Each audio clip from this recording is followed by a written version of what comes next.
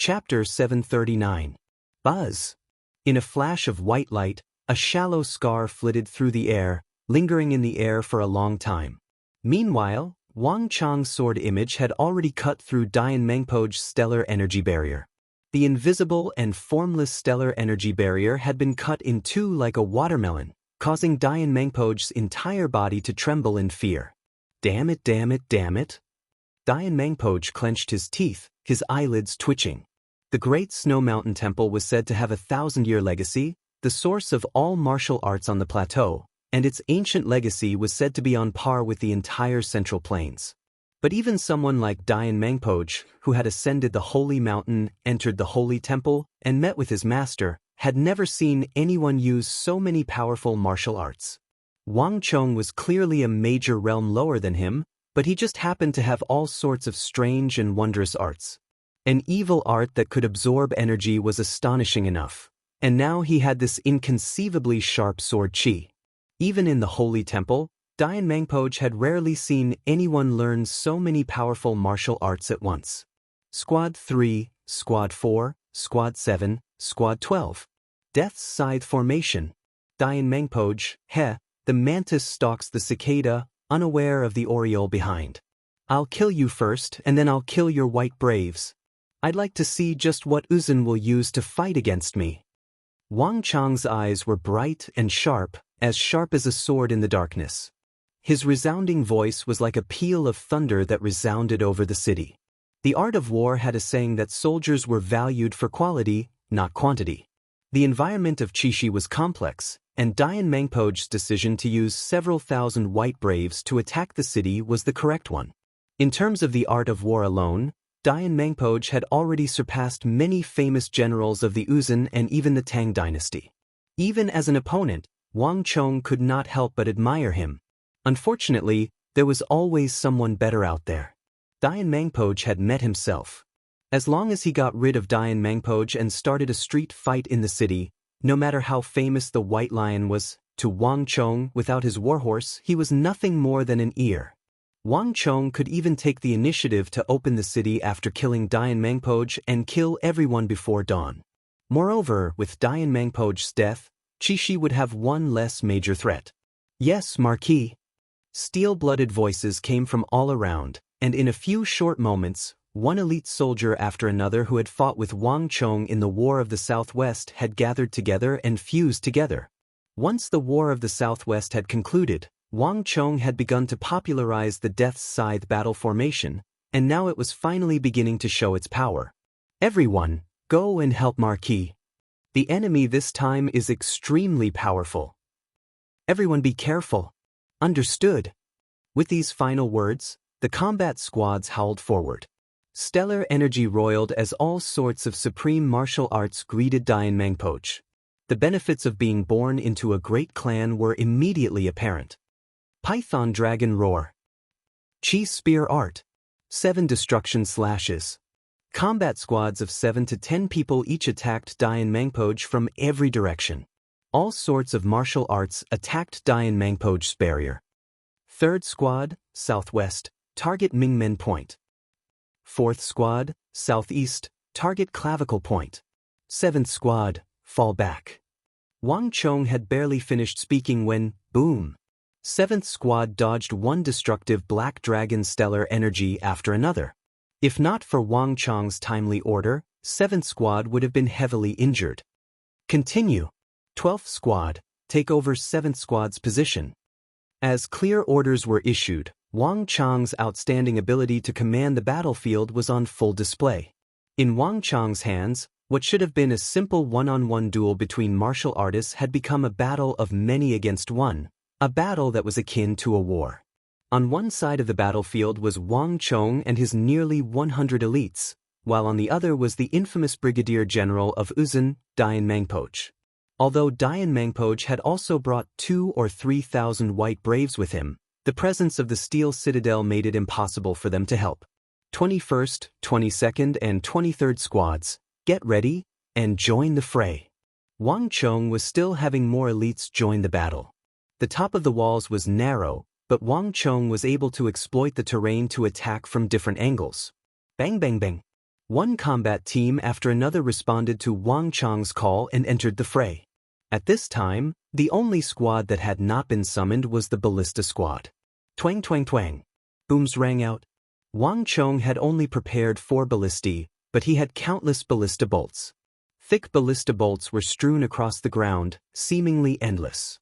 Although he had lost Cheng Sanyuan and Su Shixian, the White Braves were able to rely on their proficiency and the terrifying power of the ballistae to limit the White Braves' ability to scale the walls.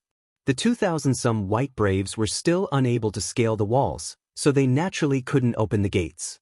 These elite White Braves of the Uzun Plateau naturally had no idea that the commander-in-chief of this operation, Dian Mangpoj, was almost driven mad by Wang Chong. Damn thing! Die for me! The corner of Dian Mangpoj's eyes twitched as he grew more and more irritated. Boom! He threw his spear, not at Wang Chong, but at the Death's Sickle squad of the Tang dynasty. The nature of this battle was changing. Dian Mangpoj had never imagined that these soldiers of the Tang dynasty, whom he had looked down on at the start, would cause him to feel so irritated. In just a few short moments, Wang Chong had summoned 20-some squads, nearly 180 soldiers. They covered an area of several hundred zhang and were attacking him from every direction. This battle had become 1 against 100, and he was simultaneously facing the attacks of Wang Chong and nearly 200 soldiers. In normal circumstances, this sort of situation would have never occurred. If someone else had used this method to deal with him and wear down his energy, they would have been foolish beyond belief and seeking death. But Wang Chong had made this possible. Wang Chong, do you really think I can't deal with you? Great snow seals the world. Demon dragon destroys the world. A vicious light flashed in Dian Mangpoj's eyes. Even he was beginning to find it somewhat unbearable to expend so much energy. Boom! A moment later, black energy exploded as Dian Mangpoj shot into the sky like a black meteor. Boom! As the black meteor reached its highest point, the 100,000-some craftsmen and guards in the city of Steel suddenly saw a massive snowy mountain covered in white armor. Unlike any of the previous times, the snowy mountain was even more solid, more concrete, and even larger. From a distance, it was more than 100 zhang tall, enough to stun anyone who saw it. Roar! The gigantic dragon roared. Right below the gigantic snow mountain, black clouds billowed, and a gigantic, malevolent-looking demonic dragon appeared. It was ferocious, and its blood-red eyes were filled with an aura that could destroy everything in the world. In the face of absolute power, all skills are just insignificant tricks. Let me show you what true power is. Dian Mangpoj's voice echoed over the city of Steel like a god. At this moment, the world fell silent. Everyone felt a fear that came from the depths of their souls as they looked at the massive demon dragon in the sky. Great snow seals the world, demon dragon destroys the world.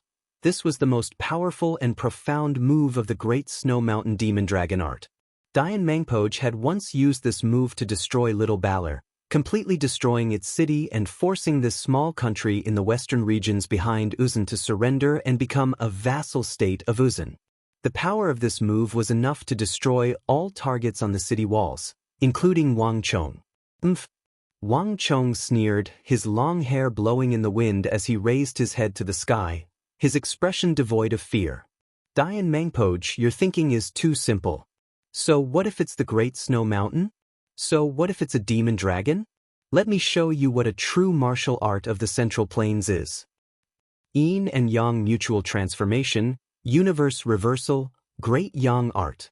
With a howl, Wang Chong suddenly gathered all the energy in his body, along with the energy of the 32 officers, and soared into the sky like a sparrow hawk. Bzzz. The illusory images of the sun and moon on Wang Chong's left and right shoulders suddenly began to solidify, transforming into 2 surging streams of energy, one golden and one red. As they swirled in the air, they formed a yin and yang force field with a radius of more than 100 feet and the shape of a sun. The great yin-yang heaven creation art was not a technique purely used for combat. Its greater use was to absorb the energy of an opponent, rapidly increasing the strength of a cultivator. Thus, combat was not its primary task. But this did not mean that its combat ability was weak. On the contrary, the reason why the great yin-yang heaven creation art was ranked number 1 on the evil path, and why all martial artists paled at the mere mention of it, was precisely because of its terrifying combat ability. As the number 1 martial art of the evil path for thousands of years, the great yin-yang heaven creation art had 3 supreme techniques for combat. Yin and yang mutual transformation, universe reversal, great yang art, was one of them. Each of the 3 techniques of the great yin-yang heaven creation art had extremely stringent requirements to use. For example, the great yang art was specially used to defeat the strong, to deal with opponents like Dian Mengpoj who were stronger than him. But this technique could only be used at an extremely high level. If Wang Chong had not borrowed the power of the Death God's Scythe formation to increase his strength and also absorbed a portion of Dian Mengpoj's stellar energy, he would not have been able to use this technique.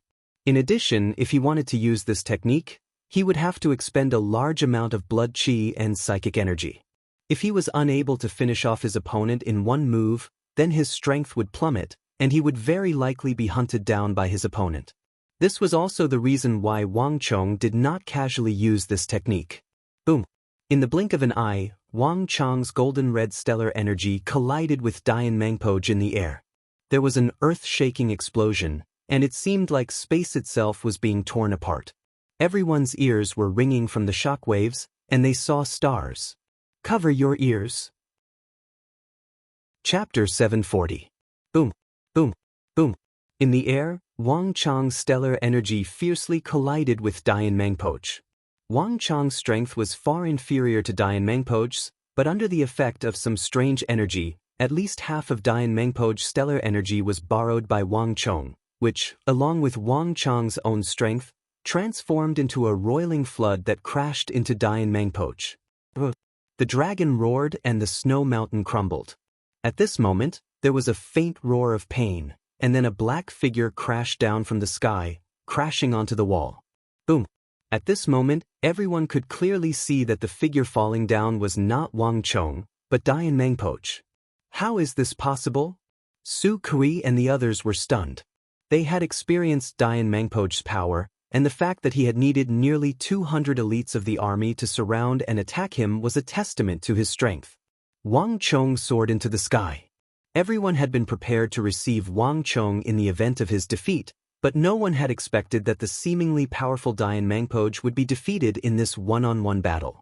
Moreover, it seemed like he had been heavily injured. Kid, you're quite impressive this time, to think of such a method. But this is far from over. Next time, I'll come again, but at that time, you might not have such good luck. Retreat. Dian Mengpoj's voice echoed over the city of steel, brimming with viciousness and resentment. Before anyone could react, Dian Mengpoj suddenly leaped off the wall and vanished. This sudden scene caused everyone to be extremely astounded, and it was completely out of their expectations. No one expected Dian Mengpoj to withdraw his troops at this time. Wang, and almost not long after he flipped over the city wall, there was a flash of light, and Wang Chong floated down from the sky, landing at the place where Dian Mengpoj had fallen. His gaze crossed the city wall and quickly landed outside. When Dian Mengpoj jumped off the battlefield, the White Braves, who had charged forward fearlessly and seemed like they would never stop attacking, suddenly fell into chaos. Many of the White Braves didn't even know what had happened. All they saw was Dian Mengpoj jump off the walls, mount a warhorse, and gallop off into the distance. The fearless bravery of the White Braves vanished without a trace. Archers! Get ready! Wang Chong's expression was solemn. He raised an arm and suddenly ordered. Creak, creak, within the inner wall, the archers of the aristocratic families suddenly leaped onto the top of the city wall, pulling the bows in their hands to the maximum. Bang, bang, bang. A dense rain of arrows rained down like locusts, and 15 meters above the ground, arrows from the beehives also shot out of the walls toward the thousands of White Braves. Nay! The warhorses whinnied as they rose into the air. The arrows struck the warhorse's rump, and the intense pain caused many White Braves to be thrown off their horses. Some of the warhorses, struck in their vitals, fell dead to the ground. Bang! At this sight, the neighing of the warhorses and the panicked shouts of the White Braves, the entire city exploded with cheers. Wonderful! We've won. I just knew that with Marquis here, no one would be able to take the City of Steel. The City of Steel was a sea of cheers. On the walls, the clan experts and guards were prostrating themselves in admiration toward Wang Chong. At the start of the Uzun assault, the various clans had sent archers to fire a volley of arrows, but they had been stopped by Wang Chong. They had been puzzled at the time, but now no one doubted Wang Chong's decision. Although these Uzun soldiers were fully armored, even their horses, no matter how formidable the Uzun soldiers were, they couldn't protect the warhorse's rump. This was the only flaw in the Uzun soldiers' defense. This wasn't because the Uzun soldiers had been careless and hadn't thought of this point. It was because the rump of a warhorse was precisely where it excreted, and it also had a long ponytail. Armor was very difficult to make, and the warhorse would often kick out in discomfort. This shouldn't have been a very big problem, but now, it had become the Uzun's Achilles heel, and Wang Chong was using it to his advantage. In the Nei, 200 Uzun soldiers had fallen to the ground. Hurry and save them. Hearing the ruckus behind them, the Uzun White Braves turned their horses around, intending to save their fallen comrades. However, what greeted them were incomparably sharp crossbow bolts that could pierce through gold and split mountains. Bang! One of the Uzun White Braves had just turned his horse around and was charging back when a long crossbow bolt pierced through his head. The Uzun White Brave's eyes went wide, his body trembling as he fell from his horse. Twang! One after another, long crossbow bolts were shot down from the top of the city walls, concentrated like rain. As more and more White Braves fled from the walls, the four ballista teams no longer had any misgivings. A dense rain of bolts rained down on the White Braves. Taking advantage of the panic and chaos of the Uzun soldiers, the four ballista teams fired from the walls. In a short period of time, 30 to 40 Uzun White Braves had been shot down by the crossbow bolts as they tried to turn around to save their comrades. Retreat! Hurry and retreat! In the distance, an Uzun White Brave leader anxiously shouted. Although they were unwilling, all the Uzun soldiers still followed. Marquis, a good chance. Let's go after him. On the walls, Sheng Sanyuan, Su Shixian, and the others were overjoyed at this sight. Dian Mengpoj had been defeated by Wang Chong, and the Uzun soldiers were in a state of panic. This was the perfect chance to pursue and reap the rewards of this battle. There's no need. Wang Chong suddenly stopped him. Now is not the time to pursue. Su Kuri, take some people and finish off those Uzun soldiers who have fallen from their horses. Without their horses, they won't be able to get far. With these final words, Wang Chong lightly coughed, his voice tinged with weakness. Cheng Sanyuan, Su Shixian, and the others were alarmed. Raising their heads, they saw that Wang Chong's face was pale and his aura was weak. He was far from the smug and victorious appearance they had imagined. Marquis! Alarmed, they hurriedly went to support Wang Chong. As expected of Uzun's brigadier general, the future king of the great general. I underestimated him. As he looked in the direction that Dian Mengpoj had fled, Wang Chong's eyes flashed. After all, there was a gap in cultivation between him and Dian Mengpoj. Although Wang Chong had used the great yin-yang art to reverse Dian Mengpoj's attack and use it on himself, Wang Chong had not been able to absorb his energy, much less wound him. Dian Mengpoj had only been too panicked and surprised. If he waited until he realized that he was not as formidable as he had imagined, the City of Steel would truly be in danger. Hurry up and clean up the battlefield. Wang Chong said. Yes, Marquis. Everyone hurriedly lowered their heads. After saying this, Wang Chong ignored them and jumped down from the wall. In the air, he used the great yin-yang heaven creation art to aim at the walls of the City of Steel and suck in the air, reducing the speed of his descent to the minimum. He's the leader of the Tang people. Kill him and we'll succeed. Wang Chong had just landed when he heard the roars of the Uzun. The first reaction of the fallen Uzun White Braves upon seeing Wang Chong was not to flee, but to pull out their scimitars and charge at Wang Chong. Wang Chong only sneered, not even glancing at them. He activated the great yin-yang heaven creation art, and when the four Uzun White Braves were still several dozen feet away from Wang Chong, their faces filled with shock and their bodies trembled. The stellar energy in their bodies surged uncontrollably into Wang Chang's body. Demon art. The 4 Uzun White Braves trembled all over, and in the blink of an eye, they were reduced to desiccated corpses, dropping to the ground along with their armor. Ah! Wang Chong gave a long sigh of relief. With the replenishment of energy from these White Braves, he immediately felt much better. It's time to end this battle.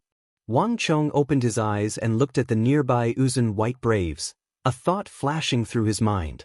Buzz! In a flash of light, Wang Chong appeared 10 some zhang away in front of a White Brave, the fingers of his right hand pressing against the top of his head. Save me. The White Brave's eyes were wide open, his face stricken with fear as Wang Chong sucked him dry of energy and killed him. Screams rang out from outside the city of steel. These White Braves who had been so bloodthirsty on the Uzun Plateau had become Wang Chong's prey. This was no longer a battle but a one-sided massacre. A few moments later, the battle was over, and the corpses of nearly 200 Uzun White Braves had been added to the pile outside the city.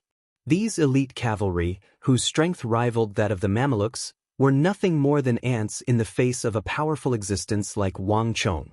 The advantage of an army lay in its numbers. Without an absolute advantage in numbers, it wouldn't be much better than an ordinary martial artist fighting alone against a top-class martial artist. Marquis, the battle in the city is over. All 16 Uzun soldiers have been eliminated, and the city of steel has regained its peace. Our brothers are already dealing with the aftermath and the corpses. Outside the city of steel, more than 800 zhang away from the walls, Wang Chong was in the middle of regulating his breathing, his body seething with blood energy when he heard a familiar voice. Have you found out how they got in? Wang Chong's brow rose as he opened his eyes and asked. Chapter 741. The 150,000 experienced craftsmen in the city might have been laying bricks and adding tiles to the walls, but in battle, these 150,000 pairs of eyes would serve as the best scouts and scouts.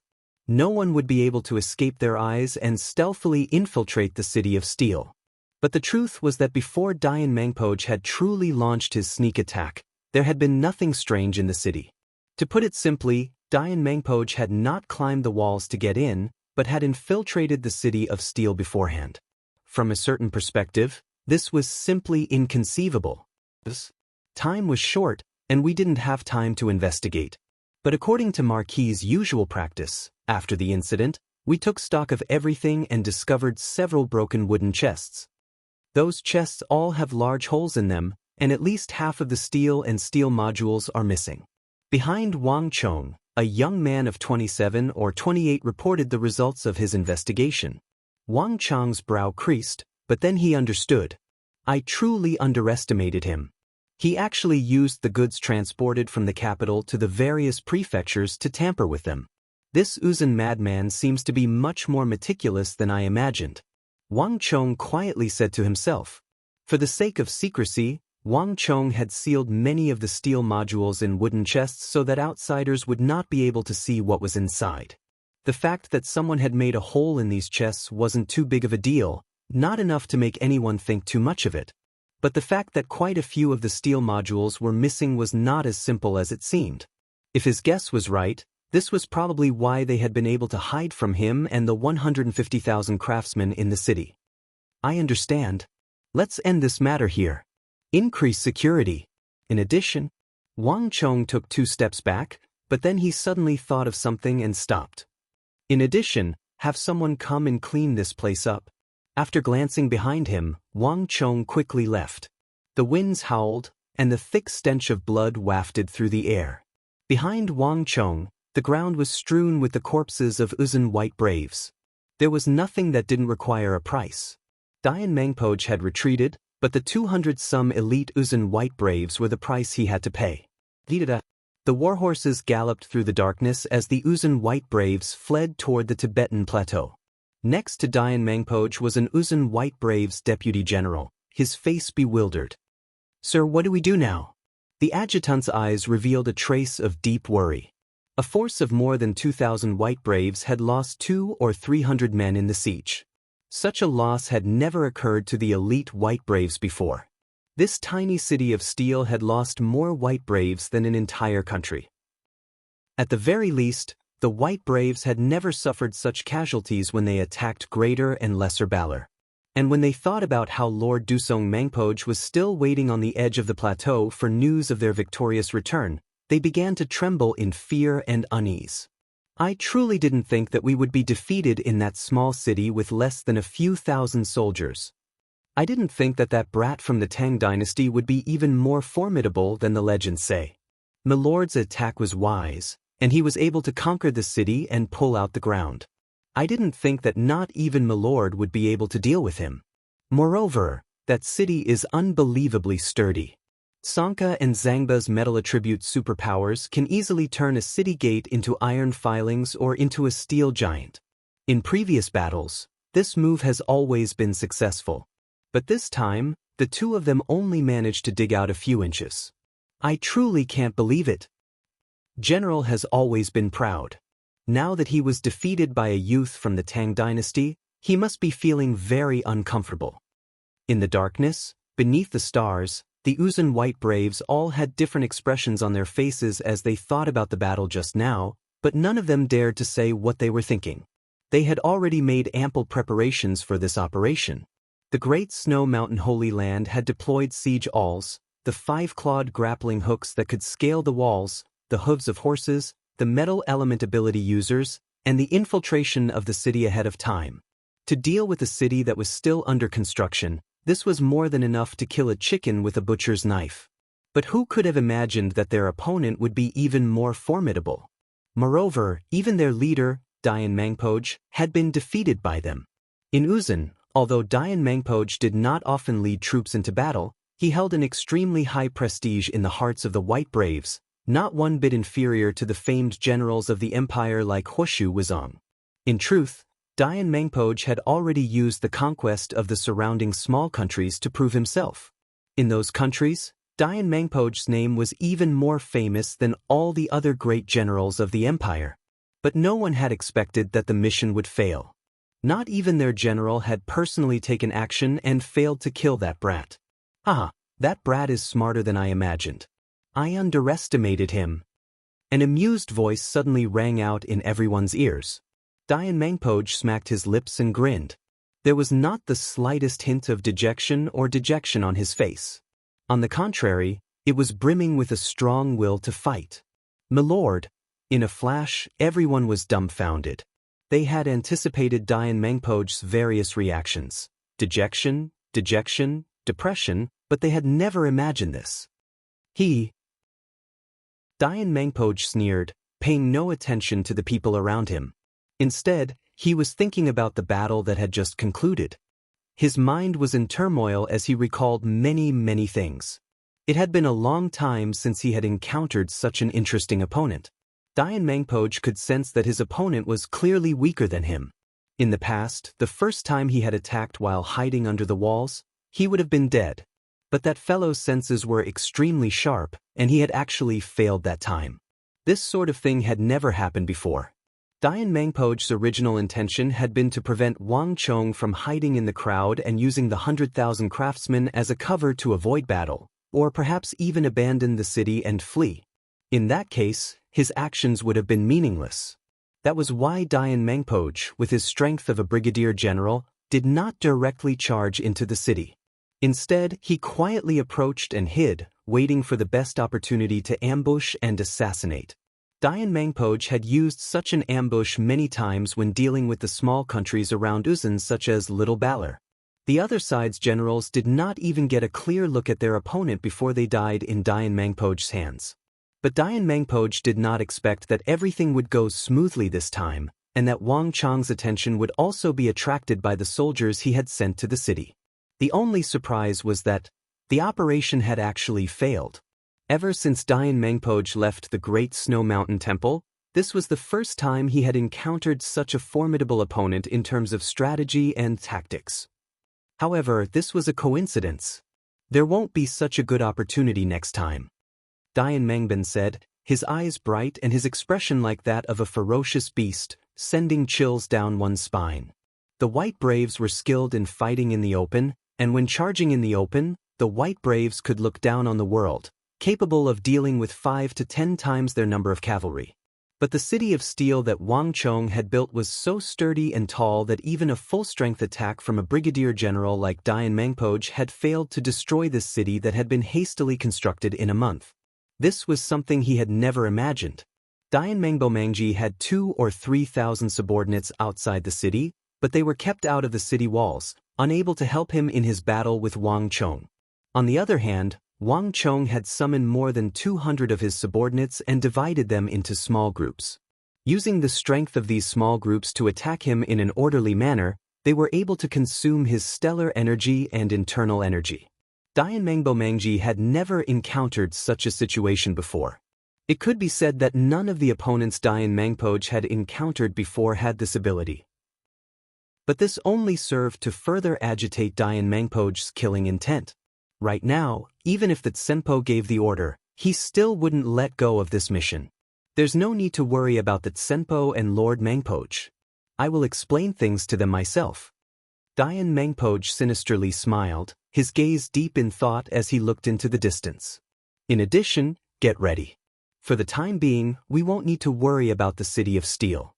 We'll go to the plateau in a little while. Right now, come with me to the camp of the Qixi Protectorate.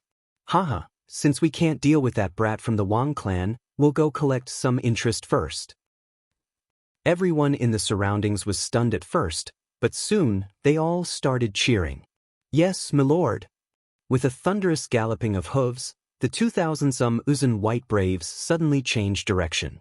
Instead of returning to the Uzun Plateau along the usual path, they galloped off in a different direction under the starry night.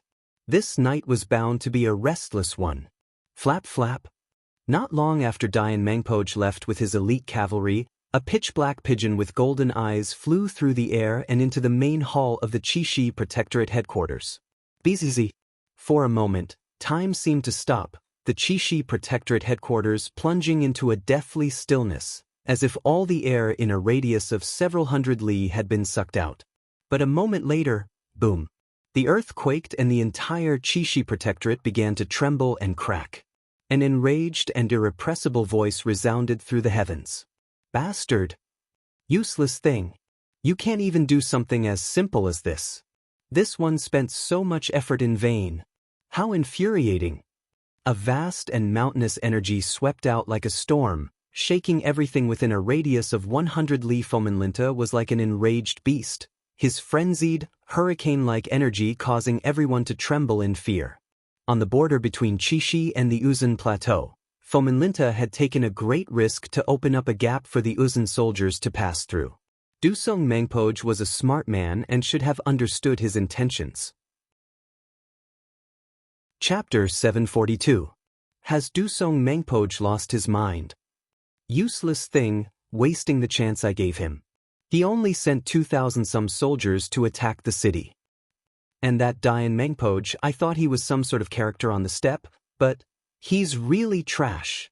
Is there really no one else on the Uzun Plateau besides Witadra Konglo and Dalen Trinling? In the Protector General's hall, Fomenlinta had not slept the entire night. Ever since his meeting with Wang Chong, his spies had been in the vicinity of the city of steel day and night. Nothing that happened there could escape his notice. Thus, the moment Dian Mangpoj was defeated, Fomenlinta immediately received the news. But at this moment, the veins on Fomenlinta's forehead were bulging like earthworms, his face red with rage, and his hands were constantly trembling in disappointment and rage. Colluding with a foreign power was like inviting a wolf into the house. If this matter were reported to the imperial court, the risk he had taken would be unimaginable. But even after taking such a massive risk, his foe had still failed. One could easily imagine the rage in Fomenlinta's heart. Wushang was right in front of him, but to Fomenlinta, it was like a fish bone stuck in his throat. Reporting. Before the first wave had even settled, a panicked voice came from outside the door. "Milord, it's bad. The NU vanquishing camp has been attacked. More than 5,000 of our soldiers have been killed, and General Poulin has been killed." What? In shock, Fomenlinta stood up from his seat. There was only one General Poulin in the Qixi Protectorate, and that was Poulin He, who he viewed as his left and right arm. Just like him, he was also a Hu. Pulin. He was a very skilled martial artist, and he had fought alongside Fomenlinta in the western regions for many years.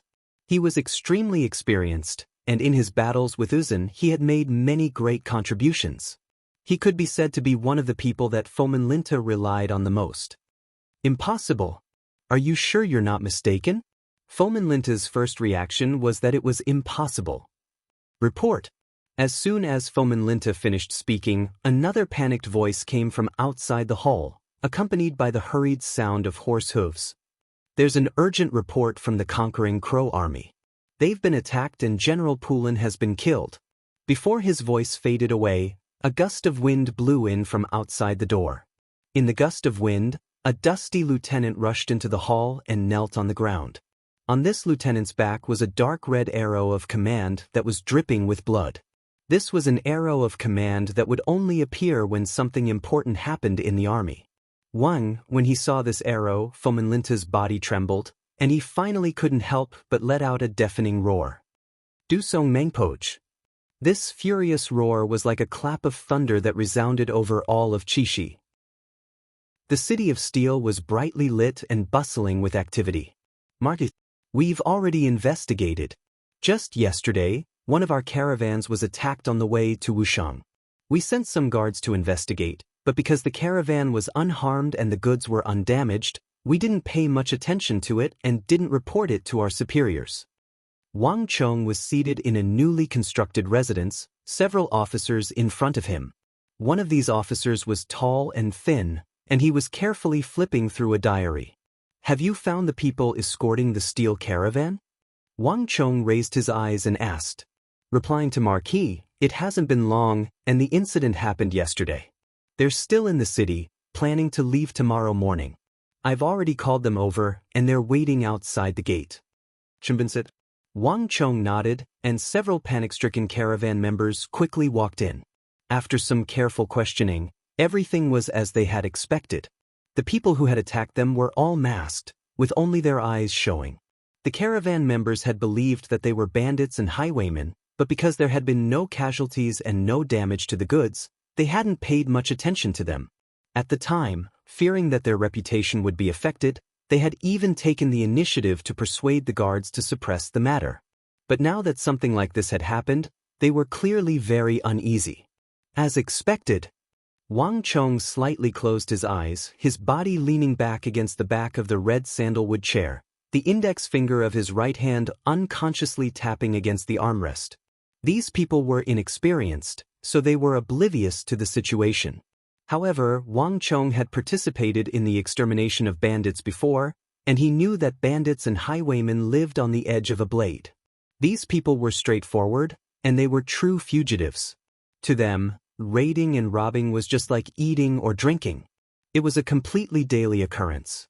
Thus, when these bandits and highwaymen truly took action, they wouldn't do anything superfluous. They would cover themselves completely, leaving only their eyes exposed. It was obvious that Uzun's men were doing this to conceal their identities. Dian Mengpoj, he's truly difficult to deal with. Wang Chong unconsciously tapped his fingers as he thought to himself. Even as an enemy, Wang Chong couldn't help but admire Dian Mengpoj's ability to think of such a plan to sneak into the city. Truly, this was the only flaw in the city of steel. Wushang was barren and desolate, and all its steel came from the capital and the various provinces and cities of the Tang dynasty. The distance was long, and the transportation routes were long. This made the entire transportation process full of variables. Dian Mengpoj had clearly used this point. For Uzun's men to discover this early in their assault on the city isn't a bad thing, but a good thing. Pass on my order. In the future, all goods entering the city of steel must be opened and inspected. In addition, as long as they occur, even if they aren't in the vicinity of the city of steel, they must all be recorded. Wang Chong said, Yes, Marquis. Everyone bowed. Reporting. Just at this moment, the sound of hurried footsteps could be heard from outside the door. A soldier from the army hurriedly walked in. In an instant, the room fell silent. Everyone turned their heads to look at the source of the sound. Marquis, there's an urgent report from the front. The Qixi Protectorate's camp on the Uzun border has been attacked. More than 5,000 soldiers of the Qixi Protectorate army have been killed, including General Pu Linhe. These words were earth-shattering, and everyone's faces were covered in shock. Was it Dusong Mangpoj? A general at Wang Chang's side said. No, it was Dian Mangpoj. The soldier who passed the order said. Like a stone stirring 1,000 ripples, everyone appeared incredulous, and even Wang Chong frowned. Dian Mangpoj had just failed in his assault on the City of Steel, and after losing 200 to 300 soldiers to Wang Chong, he had actually turned around and attacked the Qixi Protectorate's camp. No one had expected this. Can you confirm it? Wang Chong gripped the armrests of his chair and slowly stood up. Marquis, it's absolutely true. The news should have already reached Qixi and the imperial court by now. The kneeling soldier respectfully said. So it was like this. Wang Chong raised his head and closed his eyes, a look of deep confusion on his face. This was yet another event that had never occurred in Wang Chong's memories. If he had not appeared in Wushang, Dian Mangpoj would not have mounted 1,000 Li cavalry to deal with him. If he had not failed in his assault on the city and returned in defeat, Dian Mangpoj would not have vented his anger by attacking the Qixi Protectorate, and Pu Linhe would not have died in battle. All of these events were closely linked. Marquis, this is a good chance. A voice came from the side. Cheng Sanyuan's eyes were bright as he suddenly interjected. Fomenlinta let Uzun's men in, which led to today's incident. We can use this point to report it to the imperial court and deal with Fomenlinta. As soon as Cheng Sanyuan finished speaking, everyone in the room reacted. That's right. Fomenlinta even led his army in the City of Steel to threaten Marquis. This time, Marquis can turn the tables and deal with him. Let's see how he'll explain this to the imperial court. 5,000 or 6,000 casualties is no trifling matter. Fomenlinta probably never imagined that he would have such a day. This is called trying to steal a chicken only to end up losing the rice used to lure it. Marquis, we can't let him go this time. Everyone began to speak. They could already imagine the pressure Fomenlinta was facing after committing such a grave mistake. Enough! Wang Chong raised a hand and shouted. Wang Chong's words instantly plunged the room into a deathly stillness. Everyone lowered their heads, their expressions respectful. There was only one voice in the City of Steel, Wang Chong. When Wang Chong made a decision, there would be no second voice. This matter cannot topple Fomenlinta. Wang Chong said. Although he had no good impression of Fomenlinta and had even been threatened not long ago, at this moment, Wang Chong could not muster a shred of excitement or joy. Although the 5,000-some soldiers of the Qixi Protectorate had been subordinates of Fomenlinta, they were still soldiers of the Tang dynasty. From this point of view, the losses of the Qixi army were also losses of the Tang dynasty. Thus, Wang Chong could not muster a shred of joy. But this matter only strengthened Wang Chong's belief that Fomenlinta was no longer suitable for the position of Qixi Protector General. If he hadn't sacrificed his personal interests to allow Dian Mangpoj in, this sort of thing would never have happened. Wang Chong was sure that when the Qixi Protectorate had allowed Dian Mangpoj in, it had never imagined that Dian Mangpoj would bite back. Pu Linhe's death in battle was inextricably linked to this. As a powerful Protector General, this sort of situation could not be allowed. As these thoughts flitted through his mind, Wang Chong quickly regained his composure. But letting him off like this is letting him off too easily. As long as he remains in this position, who knows how many more people will die. I will report this matter to the imperial court. No matter what, he is no longer suitable for the position of Qixi Protector General. The room instantly exploded with cheers at Wang Chong's words. Fomenlinta's reputation was too great, his status too high. Last time, when he had mobilized his forces to threaten Wang Chong, he had left everyone gasping for breath. Now, he could finally teach him a lesson. Marquis is wise. Fomenlinta truly is not suitable for the position of Qixi Protector General. Dian Mangpoj and his 2,000-some men attacked our City of Steel with all their might, using schemes and deceptions, even bringing battering rams and metal element warriors. In the end, not only did they return in defeat, They even allowed Marquis to kill more than 200 of them. Fomenlinta had so many men, but Dian Mangpoj killed more than 5,000 of them. It's obvious at a glance who is superior and who is inferior. To think that Fomenlinta still has the face to flaunt and threaten Marquis. In my view, Marquis is the best candidate for Protector General. Chapter 743. Enough. Wang Chong waved his hand. He wanted to impeach Fomenlinta not because of a personal grudge, but because the Qixi Protectorate, under Fomenlinta's command, would suffer even greater casualties in the future. In the future, Qixi would be fraught with dangers and threats from all sides. Given Fomenlinta's abilities, he would only be able to hold his ground and not advance. He was simply incapable of dealing with this threat. Replacing him was the best method. But Wang Chong would not say these things to Cheng Sanyuan and Su Shixian. It's fine to let them misunderstand. Wang Chong quietly said to himself. Putting aside the matter of Fomenlinta, Dian Mangpoj's appearance and the White Braves under his command had truly given Wang Chong a wake-up call. The defenses and guards of the City of Steel alone would not be able to deal with any major incidents. It's about time to transfer over Li Sai and the Wushang army. Wang Chong quietly said to himself.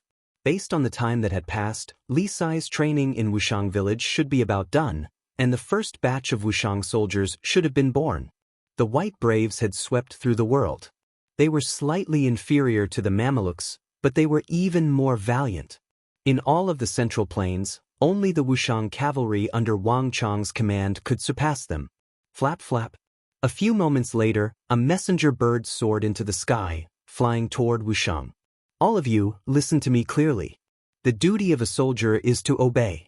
Starting from now, you are no longer the villagers of Wushang, but professional soldiers of the Tang dynasty. Your duty is to protect the country, to protect those ordinary people who do not have the ability to protect themselves. With great power comes great responsibility. This is the duty of the strong. This is how it is for you, and it is also how it is for me. As swift as the wind, as slow as a forest, as immovable as a mountain, and as aggressive as fire. This was the ultimate goal of every professional soldier and every professional army. This is also the goal each of you must achieve in the end. Soldiers were not martial artists. It was a collective, large-scale battle, not a one-on-one fight between martial artists. Understand? In the valley of Wushang village, Li Sai stood upright with his hands behind his back. His 2-meter-tall body was like a mountain, constantly emitting a heavy pressure. The Wushang people were too strong. In order to suppress them, only tough men like Li Sai and the charismatic invincible general could do it. In fact, Wang Chong's judgment was not wrong. In just 1 month, Li Sai's outspoken, straightforward, and upright character had won the respect of the villagers in Wushang. Understood? As soon as Li Sai's voice fell, the 5,000 Wushang recruits in front of him lined up in a neat formation. Each of them looked valiant and heroic as they responded in unison. Their shouts were like a great bell, resounding through the clouds. After almost a month, these 5,000 Wushang recruits were worlds apart from the other Wushang villagers in terms of spirit, energy, and other aspects. This was obvious.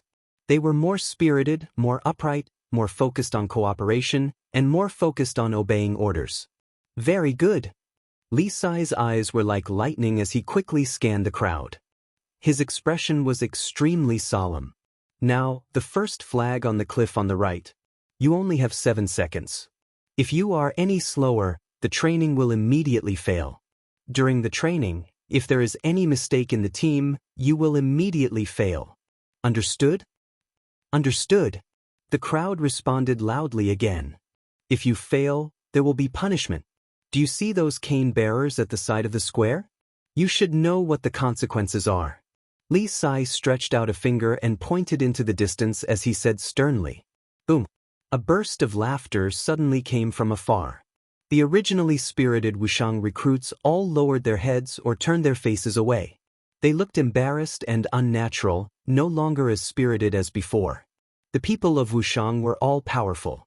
Even a random child had astonishing strength. As for the ordinary villagers, they could easily lift 1 to 2,000 kilograms with one hand. To deal with such people of Wushang, any ordinary punishment, including those in the army, was useless. Therefore, Li Sai took an unconventional approach and did not use ordinary methods at all. If the training mission was not completed, they still needed to be caned. However, the ones responsible for the caning were not the soldiers in the army, but some ordinary women and women. Even if these Wushang people didn't care if a knife was stabbed into their stomach and half of their blood flowed out, they still couldn't help but change their expressions when they saw the women holding canes. It was a humiliation for a man of 8 feet to be beaten by a woman in front of so many people. This was also the first lesson that Li Sai wanted to teach them, the sense of honor of a soldier. Only when they had the sense of honor of being a man could they have the sense of honor of being a soldier. See air, don't embarrass me. Zhao Jie, if you dare to be beaten by other women, I will skin you alive when you come back. At the edge of the valley, the women of Wushang village frowned and shouted. Some of them were mothers, and some were childhood sweethearts. Li Sai's military law required the offender to take off his pants and be beaten. How could they stand it when their sons, as a man, were taken off their pants and beaten by other women? Under the double suppression, the 5,000 recruits under Li Sai were most afraid of this. It was better to let them die than to have their pants taken off and be beaten by women in front of so many people. Now begin. Without the slightest hesitation, Li Sai's expression was solemn. He stretched out a finger and pointed at a small red token on the cliff to his right. There was a sudden change. The 5,000 Wushang recruits, who had either lowered their heads or turned their heads away, instantly raised their heads and puffed out their chests. They were full of vigor, and their bright eyes were filled with fighting spirit. Hong, almost at the same time that Li Sai gave the order and waved his arm, the first row of 40 Wushang recruits shot out like lightning. Their arms hooked, their bodies leaped, and instantly, all of them climbed up the cliff. Moreover, they neatly and quickly climbed up the cliff. All 40 Wushang soldiers moved at the same pace, without the slightest deviation. Looking from the side of the cliff, all 40 Wushang soldiers were of the same height. There was not the slightest bit of dislocation. Wushang, at the same time that this batch of Wushang soldiers rushed out, the second wave, the third wave, the fourth wave, the fifth wave, the entire troop of 5,000 people was like a living carpet that quickly floated along the smooth and precipitous surface of the cliff toward the top. It was floating. When 5,000 people moved and moved at the same speed, it gave off such a feeling. However, if one looked closely, they would discover that this carpet was actually made up of countless Wushang soldiers who maintained an orderly formation like a marching army. Steep cliffs were extremely dangerous. Just climbing up was already extremely difficult, not to mention maintaining an orderly formation between the cliffs. However, these 5,000 well-trained Wushang recruits did it. On both sides of the valley, all the Wushang villagers who saw this scene could not help but exclaim. Even for the Wushang villagers who climbed and flew between the cliffs as if they were walking on flat ground, it was not easy to do this. It was easy for one person to climb, but it was much more difficult for 2 people to climb at the same time. It was even more difficult for 3 people to climb at the same time. But now, 5,000 people were climbing at the same time, but they could still maintain an orderly formation, as if they were one person. Even for the Wushang villagers, this was unbelievable. At this moment, everyone felt a deep respect for the 2-meter-tall burly man at the bottom of the valley. Whoosh! A rapid gust of air rose up the cliff face to the sky. 1 second, 2 seconds, 3 seconds, 4 seconds, 5 seconds, 6 seconds, 7 seconds. Once the 7 seconds were up, the 5,000 Wushang recruits maintained an orderly formation and quickly climbed up the cliff. The clouds disappeared. The rain stopped.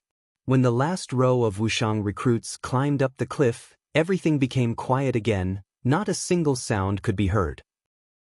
Even the 5,000 Wushang recruits seemed to have become one with the mountain. Not a single sound could be heard. Sweeping like fire. Immovable like a mountain. These 5,000 Wushang recruits had completely achieved this. Seeing this scene, even Li Sai couldn't help but nod his head. After training in Wushang village for almost a month, there was finally an effect. Just like what Marquis said, these Wushang people were indeed born, the best warriors. Walala! As he was thinking, he suddenly heard a fluttering sound. Li Sai's heart skipped a beat. He raised his head and saw a messenger pigeon flying down from the sky. Li Sai's eyelids twitched as he suddenly realized something. He extended an arm and let the pigeon land on it. Then he removed the letter from the pigeon's leg and read it carefully. See this as an order, return quickly. There were only 6 simple words on the letter. When Li Sai saw these words, he immediately understood what was going on. It's about time. Raising his head, Li Sai looked at the 5,000 Wushang recruits at the top of the cliff. Soldiers were trained for 1,000 days to be used in a single moment. Li Sai was well aware that this was the time for this army to test their skills. Return. The loud and clear voice was like thunder exploding, resounding through countless mountains. An hour later, under the watchful eyes of the Wushang people, an army of 5,000 majestically left Wushang village. At this moment, no one knew that the future of the Central Plains and the foreign kingdoms would change with this first batch of Wushang soldiers. Several hours later, Wang Chong received news of Li Sai's return. Standing on the tall steel walls, one could see a fully armored army in the distance, sweeping through a cloud of dust. This army of around 5,000 exuded the aura of an army of 50,000, or even 100,000. This was an astonishing momentum that could topple mountains and rend the earth. But most astonishing of all was the speed at which these 5,000 people advanced. Although they were walking, they moved with incredible speed, like galloping horses. Chapter 744. The army also had to move rapidly, and it was normal for soldiers to travel 100 li in a day for some special missions. However, even the fastest army couldn't reach half of these people's speed. It was even more impossible for them to maintain an orderly formation while sprinting at high speed like them. When tens of thousands of powerful soldiers moved in the same manner and marched in the same manner, the impact and shock they produced was indescribable. Impossible! These soldiers are so strong. They're so obedient, and there's not even the slightest bit of chaos. Where did Marquis find such a formidable force? What a powerful aura! It's even more formidable than the White Braves attacking the city last night. Are these the helpers Marquis found? Inside and outside the walls, the craftsmen and guards were all sighing in amazement.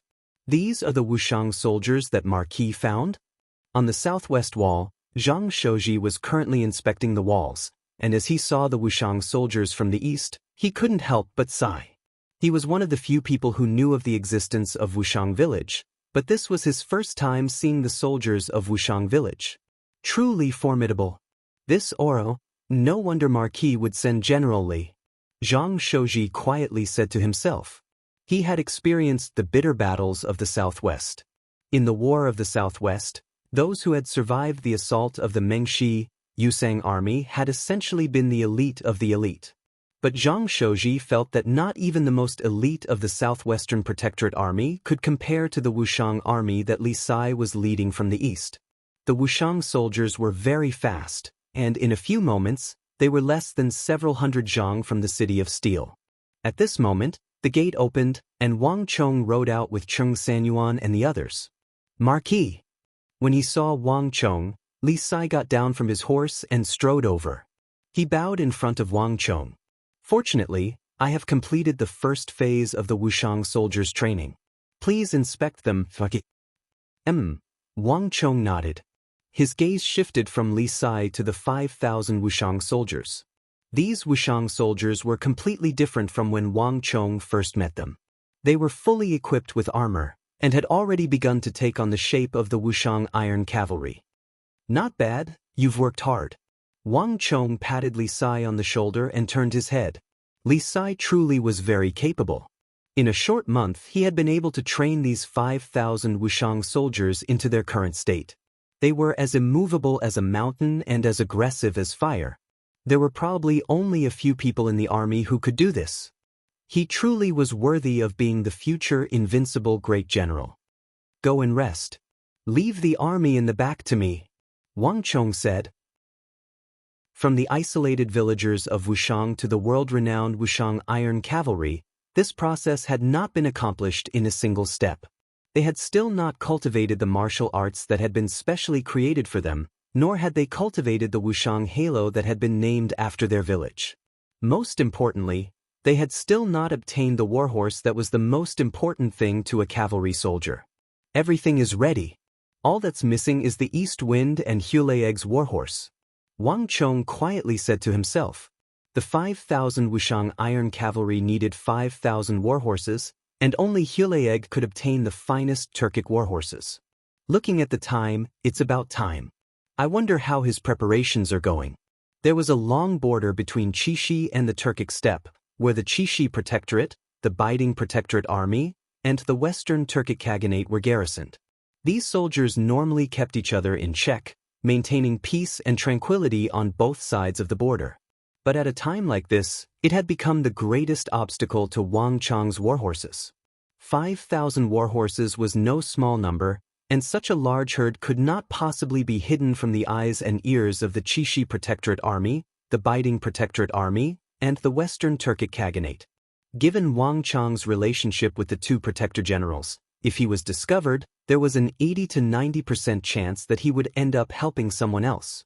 Moreover, such a large warhorse transaction would not be able to get past the Western Turkic Khaganate. After all, the Western Turkic Khaganate was currently hostile to the Tang dynasty. Now, it's up to him to use his own methods, Wang Chong quietly said to himself. It was rumored that as the #1 horse merchant of the Turkic steppe, Huleeg had many secret channels to trade in warhorses that allowed him to evade the eyes and ears of the border guards. Now was the time to test the veracity of those rumors. Everyone follow me. Wang Chong quickly came back to his senses and waved his hand, leading his soldiers into the city of steel. The Turkic steppe stretched as far as the eye could see, a vast expanse of wild grass extending to the ends of the earth. Time seemed to stop here, the steppe blooming and wilting, a cycle that would continue until the end of time. Hiya! After an unknown amount of time, a sudden shout broke the silence of the grassland. In an instant, the ground rumbled, and the dense sound of hooves rang out. Thousands of tall and handsome warhorses with glossy fur galloped over from the southeast. Hiya! In the blink of an eye, another shout came from the southwest, and another large group of Turkic warhorses galloped out. And then from the northwest, the northeast, more and more warhorses were gathering. In the blink of an eye, all these warhorses had gathered together into a massive herd of more than 10,000 warhorses. Nay! In the midst of the shouts, the wranglers rode their horses and galloped around the herd of horses. They kept driving the horses to prevent them from getting separated. Boba! All 10,000 warhorses have arrived from the various tribes. They're the best warhorses and don't need to be trained. Saddles are all that's needed. While the other wranglers were driving their horses, a burly Turkic man with sideburns dismounted in the howling winds and swiftly made his way through the herd, stopping in front of a middle-aged Turkic man with 2 bronze skulls hanging from his shoulders. He was rather stout and had a slight belly. Boba was a title of respect. In the Turkic language, it meant revered master and most welcome guest. There was only one person on the Turkic steppe who could obtain this title and be welcomed by all the tribes. The #1 Turkic horse merchant, Huleeg. Ah, good. Help me tell the various chiefs that if they follow me, Huleeg, they will be able to eat and drink well. I, Huleeg, will definitely not mistreat them.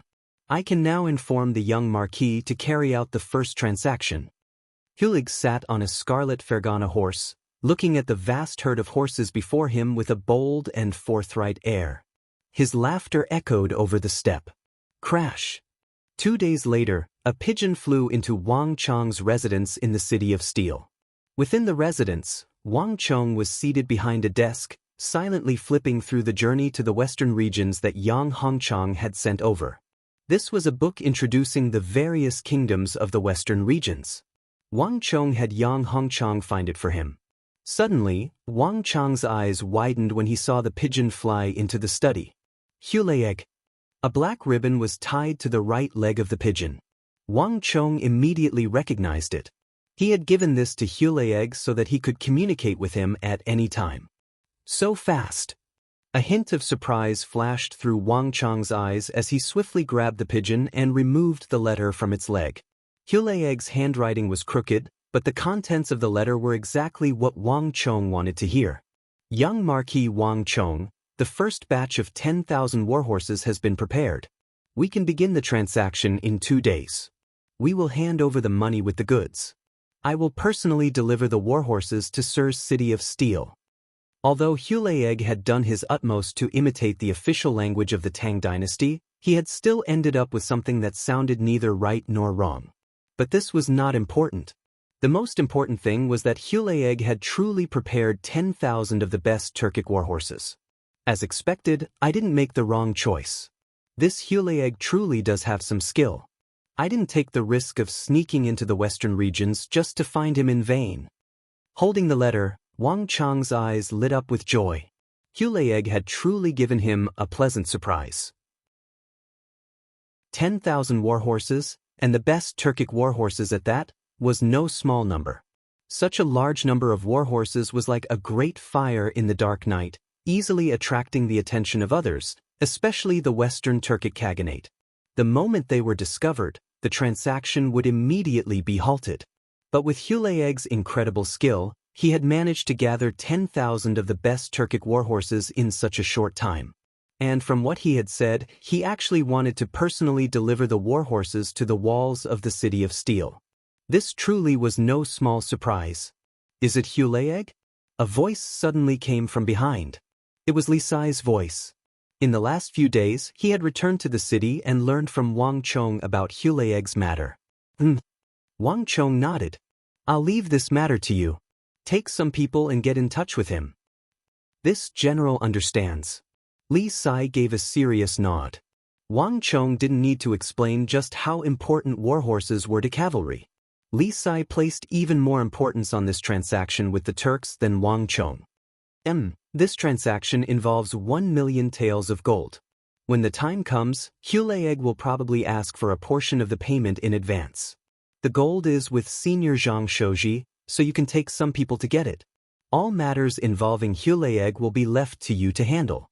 You can make decisions on the spot. If you discover that Hulieg is up to no good, you should know what to do. Wang Chong said. Although Hulieg's reputation as the #1 Turkic horse merchant resounded through the world, Wang Chong did not completely trust him, and he was also keeping an eye on him. If something had happened to Hulieg, or if he was plotting something from the shadows, Li Sai was completely capable of dealing with it.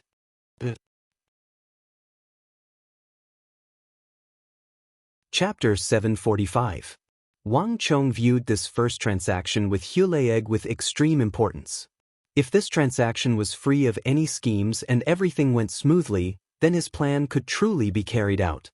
If Hulieg could bring him 1 batch of high-quality Turkic warhorses, he could definitely bring a second, a third, and even more. Perhaps by borrowing the abilities of the #1 Turkic horse merchant, the Tang dynasty really might be able to obtain an endless supply of high-quality warhorses from the Turkic steppe, making up for the greatest weakness of the Tang dynasty in its last life. I truly am looking forward to it. Hugh, I hope that you won't disappoint me. Wang Chong muttered to himself. Outside the window, the wind was beginning to stir. No one knew that a storm was slowly sweeping across the western regions from the distant Wushang. Hulieg truly was as cautious as Wang Chong had expected. After the first letter, Wang Chong quickly received a second letter from Hulieg. He had even sent a servant to disguise himself as a merchant dealing in jewelry to sneak into the City of Steel. Before carrying out the first transaction, Hulieg hoped to receive a deposit of 100,000 taels of gold.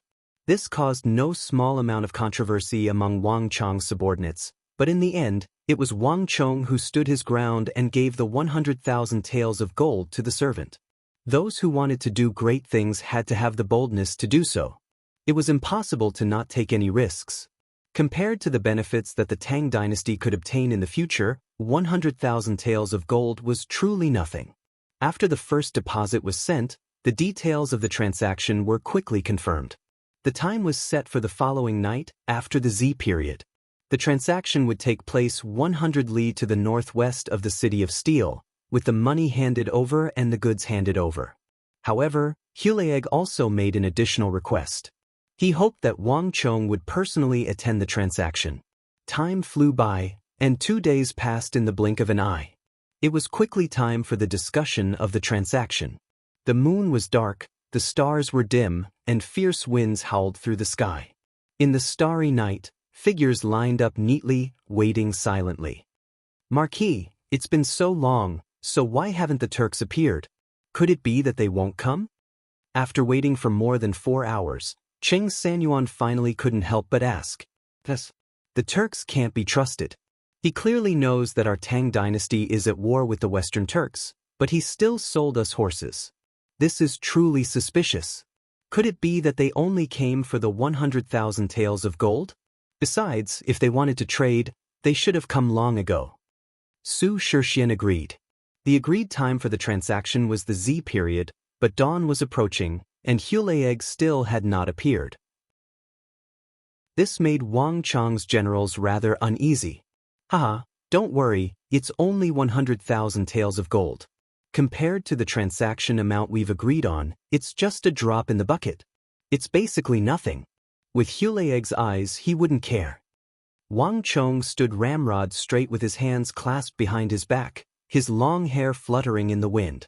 Compared to the unease of his generals, Wang Chong was much calmer and more composed. Even though he had already waited for 4 hours, he showed no signs of irritation. "The Turks are different from us Tang people. They don't have a strong sense of time. The agreement was made at the Z period, but they've delayed it until now. This is completely in line with their style. You'll get used to it once you interact with them more." Wang Chong indifferently said. When he was in the capital, he had also interacted with the Hu people. The Hu were lazy by nature and had no sense of time. They would often drink until daybreak and then continue drinking the next day. The agreed time would often be delayed by 2 to 3 days. In addition, the steppe was vast and boundless. If one galloped across it, the scenery would be the same no matter where one went. It would be truly strange for one to have any sense of time in such a place. If Hulaeg were to become so punctual, Wang Chong would truly begin to suspect that Hulaeg was up to something. Gallop, gallop. Just as they were talking, the sound of galloping horses came from the darkness. This sudden movement immediately attracted everyone's attention. Look over there." Someone had called out to them. Everyone turned in the direction of the galloping and saw a small figure galloping over from the distance. As it got closer, they could clearly see that it was a majestic warhorse, its mane flapping in the wind. Looking at the movement, posture, and speed of the warhorse, even those who didn't understand warhorses could feel that this was definitely a top-notch warhorse. The warhorse quickly galloped toward them. However, everyone's eyes were filled with confusion when they saw the warhorse. Wushang was desolate and remote. No masterless warhorse should have appeared here. And in this quiet and deserted night, what did a single warhorse mean? Hulaeg truly is a man of his word. I wasn't wrong about him. While everyone was confused, Wang Chong's ears twitched as if he had suddenly heard something. He chuckled. "Su Kui, get ready. It'll be time for the transaction in a little while." "Yes, Margaret." Su Kui glanced at the chest full of gold next to him and nodded. Although he still didn't understand what was going on, it was the duty of a soldier to obey orders. No matter what Wang Chong asked of him, he would carry it out 100% without any hesitation. Rumble. As they were speaking, the grass beneath their feet began to sway with the wind, and the earth began to rumble in the distance. In the beginning, it was faint and not very obvious.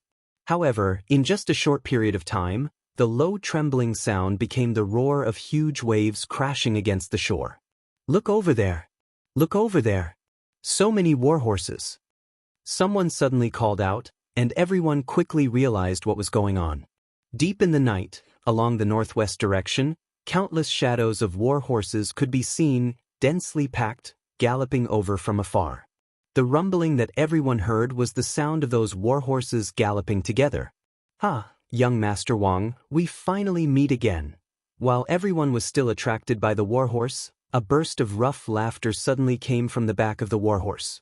Cree! Suddenly, a sharp cry came from the distance. The warhorses that were charging over like a huge wave suddenly slowed down. Furthermore, they split into two groups. And in the middle of these groups were several figures riding on warhorses, galloping toward Wang Chang's party. The person in the lead had a slightly plump figure, and two fist-sized objects on his shoulders were swinging back and forth. As the wind howled, they let out shrill cries like the weeping of ghosts. Wang Chong immediately recognized him as the #1 Turkic horse merchant, Hulayeg. Haha, I really didn't make a mistake. Wang Chang's eyes brightened in delight. Grabbing the reins of a warhorse, he leaped onto it and galloped off in Hulayeg's direction. Be careful. Everyone panicked and hurriedly followed. In the distance, the two warhorses met, and Wang Chong and Hulayeg dismounted. Ah, young Master Wang, thank you, truly, thank you. To Wang Chong's surprise, the moment Hulayeg dismounted, he immediately went up and gave Wang Chong a passionate bear hug. Before Wang Chong could say anything, the others were given a fright by this Turkic's actions. Chen Bin, Guan Yu, and the others subconsciously reached for their weapons. Don't panic. He means no harm. Wang Chong extended a hand and stopped the crowd. Looking at the overly enthusiastic Hulig, he chuckled. Sir Hulig, just what happened? Why are you suddenly thanking me? Of course. Young Master Wang is truly a god. If I hadn't listened to you and kept my guard up, I really would have been schemed against by this lowly person. That bastard, I trusted him with all my heart and gave him all my property, and yet he treats me like this. Hulayeg excitedly said. Wang Chong was surprised at the start, but he quickly realized that Hulayeg was probably speaking of his steward, Yalug. In the western regions, when Wang Chong was leaving, he had warned Hulayeg to be careful of his steward called Yalug. It now appeared that Wang Chong's backup plan had worked. Young Master Wang, can you tell me? Just how did you discover him? Hulayeg raised his head and looked excitedly at Wang Chong. After Hulayeg and Wang Chong had come to an agreement, he had scoured the steppe to gather 10,000 of the best warhorses in preparation for the transaction with Wang Chong, and he had even arranged a time and place for the transaction with Wang Chong. But Hulayeg had never expected that just yesterday, when he was preparing to trade with Wang Chong, his trusted steward, Yalug, who he had always viewed as his trusted aide, would use this opportunity to flee with his concubine and all his wealth. It had to be known that Yalug controlled more than 80% of his wealth. This was the wealth he had accumulated after decades of hard work and risk. If he hadn't listened to Wang Chong's warning and sent people to monitor Yalug day and night, the consequences would have been unthinkable. Hulayeg had arrived 4 hours later than the agreed time precisely because of this matter. Now, Hulayeg truly rejoiced that he had listened to Wang Chong's warning. But now that this had happened, Hulayeg had an irrepressible thought. What are you talking about? Not even he had expected his steward to betray him, so how did a Han like Wang Chong know? I naturally have my own methods. And Sir Hulayeg doesn't believe that only the western regions and the steppe have who, right? And how does Sir Hulayeg think I found you? Wang Chong glanced at Hulayeg, a meaningful smile on his face. He naturally couldn't tell him about Yalug, but this matter was having an effect. Wang Chong could clearly sense that Hulayeg's attitude toward him was completely different from before. This was an effect that not even a large transaction of tens of thousands of taels of gold could achieve. Chapter 746. As expected, Hulayeg had been intimidated by Wang Chong. The Wang clan was one of the great clans of the capital, a clan of ministers and generals. Its influence spread throughout the court, and Wang Chong's hint was very clear. It wasn't just the western regions and the Turkic steppe that had Hu. The capital of the Tang dynasty also had many Hu, but this was a point that was easily overlooked. Wang Chong's meaning was that among the Hu of the capital that he knew, there were clearly other who knew him. They had been the ones who had told Wang Chong about Yalug. Moreover, it had also been those who had told him about his time in the western regions. For a moment, as he gazed at Wang Chong, Hulayeg felt an unfathomable feeling. It was one thing for the Wang clan to have a lot of influence in the capital, But if he even knew about his steward and concubine, then the Wang clan's influence was simply too unfathomable. This made Hulig feel that this matter was deeply enigmatic and unfathomable. But the Hu had a completely different way of thinking from the Han. After his initial apprehension, Hulig quickly began to rejoice. With a friend like young Master Wang, what do I have to worry about? In order to express my gratitude to young Master Wang, I will give young Master 1,000 of the best warhorses of the Turkic steppe as a token of my gratitude. Young Master Wang, I have a feeling that we will be very good friends in the future. Hulig nudged Wang Chong's chest and heartily laughed. This was truly a surprise. The eyes of Cheng Sanyuan, Su Shixian, Chen Bin, and Guan Yu all brightened, and even Wang Chong was greatly surprised. 1,000 warhorses were worth 100,000 taels of gold, but this wasn't much to the current Wang Chong. What was important was the warhorses themselves. These high-quality Turkic warhorses were truly priceless, and not even money could buy them. Moreover, this was precisely what Wang Chong needed the most right now. Hulig's forthrightness was truly surprising. At this moment, Wang Chong suddenly understood how Hulig had managed to simultaneously grasp the eastern and western Turkic khaganates and become the #1 horse merchant of the steppe. Good. Sir Hulig, I won't say any more polite words. I will accept this great gift. In the future, if Sir Hulig has any requests, please speak. As long as it is within my means, I will do my utmost to satisfy them. Wang Chong said. If this Hulig followed his original fate, he would only have 3 months at most before dying. This was also the reason why Wang Chong was in such a hurry to trade with him. But now that he had seen Hulig's forthrightness and gratitude, Wang Chong suddenly had a good impression of this #1 Turkic horse merchant. Although he didn't know if he could succeed, no matter what, he had to try and change the fate of the #1 Turkic horse merchant. In the future, this Hulig might be of great use in the Tang dynasty. After exchanging pleasantries, Wang Chong got straight to the point. Wang Chong had Su Kui hand over the remaining 900,000 taels of gold to Hulig. At the same time, he had Cheng Sanyuan and the others inspect the Turkic warhorses that Hulig had brought with him. Hulig had brought with him more than 11,000 warhorses, all of them thick and muscular, brimming with strength and explosive power. Their coats were also glossy, giving them a divine appearance. Even someone who didn't understand horses could tell that this batch of warhorses was of high quality. Hulig had truly put a lot of effort into it. That's right, Sir Hulig, I'll give you a second piece of advice. Once the transaction was completed and the two sides were prepared to leave, Wang Chong suddenly stopped and gave Hulig an enigmatic smile.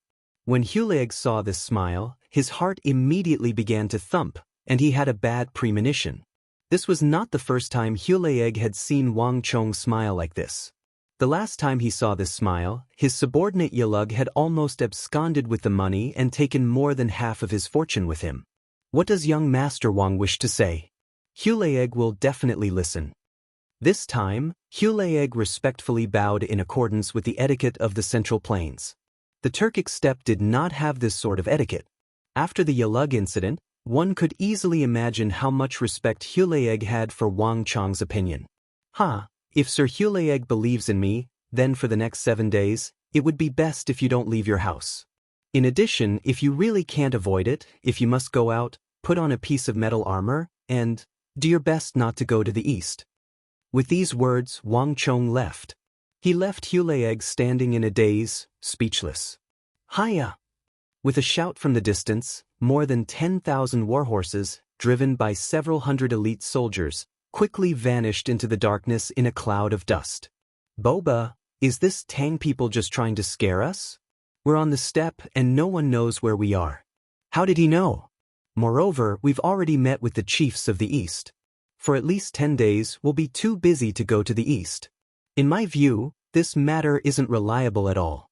What happened last time might have just been a coincidence, just a guess. One of Hulig's subordinates who had followed him for many years finally couldn't help but say. In truth, none of the Turks were very fond of the Tang people, and not even doing business could change this fact. In particular, Wang Chong's lofty and confident attitude made him even more displeased. Furthermore, isn't the old master a little too warm to that Han?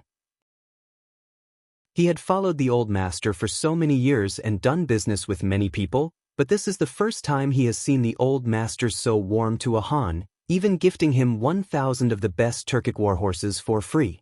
No, Wuduchi, you're wrong. To his surprise, Hulaeg looked in the direction Wang Chong had disappeared, his brow creasing even deeper. The east he spoke of was not the eastern steppe of our western Turkic Han kingdom, but the eastern Turkic Khaganate. Hulaeg's words left the Turkic man called Wuwan dumbfounded. Hulaeg was a master of money and power, and it wasn't just in the western Turkic Khaganate that he had a wide network.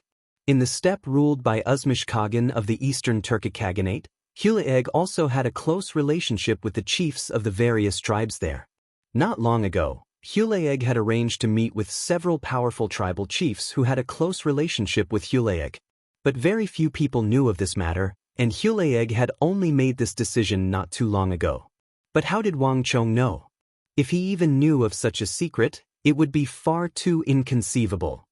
Could it be that he's trying to say that someone will try to harm me at that time? Hulaeg muttered to himself. He wanted to treat Wang Chong's warning as a joke, but with Yulug's gem in front of him, Hulaeg did not dare to treat Wang Chong's words lightly. Turning around, Hulaeg left, his mind full of thoughts. Putting aside the activity on Hulaeg and Uzun's end, the sun rose from the east and the darkness broke. The more than 11,000 Turkic warhorses that Hulaeg had provided suddenly appeared like a dark cloud around Wang Chong's city of steel, giving everyone a fright. The fact that Wang Chong had constructed a city in a single night was already astonishing enough, but now he had produced so many warhorses. Everyone was stunned. Especially those spies, they were even more panicked. Messenger pigeons hurriedly flew in all directions. What? More than 10,000 warhorses? Have you gone crazy? How could there be so many warhorses? Even Fomin Linta, who had been caught up in the whirlpool of the imperial court and had been executed in Pulinhe's death, was given a fright. His first reaction was that this was impossible. Chishi was a vital route between the western regions and the interior, and it guarded 3 borders. Between the Tang dynasty and Uzun, between the Tang dynasty and the western Turkic Khaganate, and between the Tang dynasty and the western regions, all 3 directions were filled with his soldiers. It wasn't just 1 or 2 warhorses. Such a massive number could not possibly be hidden from his eyes and ears. If Wang Chong really had obtained so many warhorses, how could he not have heard anything about it? Could it be that all the well-trained warhorses under his command were useless? Moreover, he could understand the construction of the city in one night, but how could so many warhorses appear in one night, and the border guards didn't even notice it at all? What was going on? Could it really be a miracle that could create something from nothing? He would never believe such a ridiculous piece of news. "Milord, this general has already sent 3 groups of men to investigate. This matter is absolutely true. This general can guarantee it with his life." The kneeling general hurriedly said. In Chishi and the western regions, all the enemies in the area were primarily cavalry. The Uzun was like this, the Turks were like this, the kingdoms of the western regions were like this, and even the distant Abbasid Caliphate and Karak's Spazinu were like this. In such a complicated environment, one could easily imagine just how important warhorses were. Wang Chong only had a small fief here, but he had more than 10,000 warhorses. And even the Protector General, the most important Protector General in charge of all of Chishi, only had a little more than Wang Chong. How could anyone accept this result? As Fuming Lingcha stood in the hall, he stared blankly at his anxious subordinates, his face flushed with anxiety. At this moment, Fomin Linta was far from the only one shocked by Wang Chong's 10,000 Turkic warhorses. That brat actually has this kind of ability? In the distant Big Dipper city in Longxi, Geshu Han's eyes flashed with a bright light as he slowly stood up, his hands propping up the red sandalwood table. He had to admit that the youngest son of the Wang clan had truly given him a major surprise. For the first time, he suddenly realized that some things had exceeded his expectations. In Chishi, what is Fomin Linta's reaction? Geshu Han suddenly asked. Fomenlinta is still busy dealing with the questions of the imperial censors, so he probably doesn't have the energy to pay much attention to what's going on over there. But based on the information we've obtained, Fomenlinta has probably flown into a thunderous rage. A Big Dipper army officer next to Geshu Han said. That's to be expected. Given his relationship with the youngest son of the Wang clan, he would never be happy. Chapter 747. He raised his head to look at the ceiling of his study, but his consciousness was not there. Warhorses were far too attractive. In the previous crisis, the Big Dipper army had lost many warhorses in its battle with Uitadra Konglo and Dusong Mangpoch. Afterward, Geshu Han had made a request to the imperial court's imperial steward, hoping to obtain more warhorses. But warhorses had always been a shortcoming of the imperial court. Geshu Han had requested for them for so long, but he had still not seen any warhorses. But Geshu Han had never expected that in the distant Wushang, he would see what the Big Dipper army needed the most. The best warhorses. This was an allure that not even Geshu Han could resist. Geshu Han suddenly realized that he had been underestimating Wang Chang's usefulness. He had something on him that all protector generals urgently needed. 10,000 warhorses isn't something a tiny Wushang can digest. Qing Zhe, write a letter to the imperial court for me. Have the imperial steward give us a portion of the warhorses. In addition, send a letter to that youngest son of the Wang clan. Geshu Han said. My lord, do we have to admit defeat to that brat? One of Geshu Han's subordinates, Qing Zhe, exclaimed in shock. He clearly remembered that the great general had given him an order to deal with that youngest son of the Wang clan, but in the blink of an eye, the great general's attitude had undergone a complete reversal. Moreover, for a great general like him to admit defeat to a junior who was far beneath him in age, experience, and status, it would be far too shameful. The entire Big Dipper army would probably lose all face. Who said we were going to admit defeat? We still have to take the warhorses for the sake of the public. As for our relationship with that brat, it's a private matter.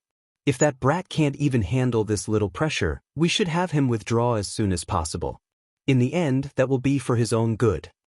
Geshu Han stroked his beard and indifferently said, to the west of the western regions, in the distant 4 garrisons of Anxi, there were also people paying attention to the activity in the city of Steel.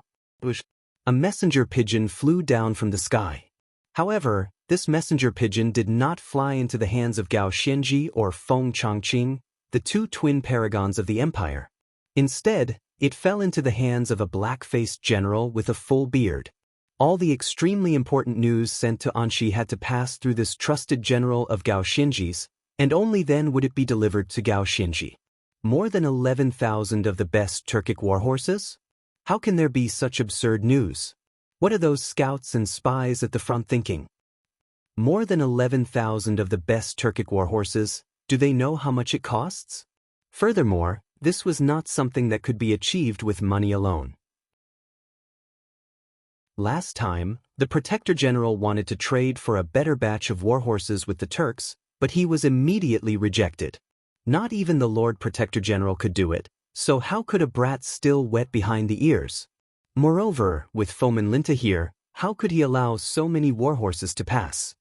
The black-faced general snorted as he disdainfully tossed out the letter, which shattered into pieces in the air. The Protector General and the others are already troublesome enough. There's no need to send this letter to them. Yes, General. With these words, the surroundings quickly fell silent. In the distant Biding Protector General and Sishun, the news had also reached the ears of the Biding Protector General. But unlike in other places, when Sishun received the news, the entire Biding Protectorate army began an investigation along the border of Chishi. At the same time, a messenger bird flew over mountains and rivers, flying toward the distant capital. Interesting.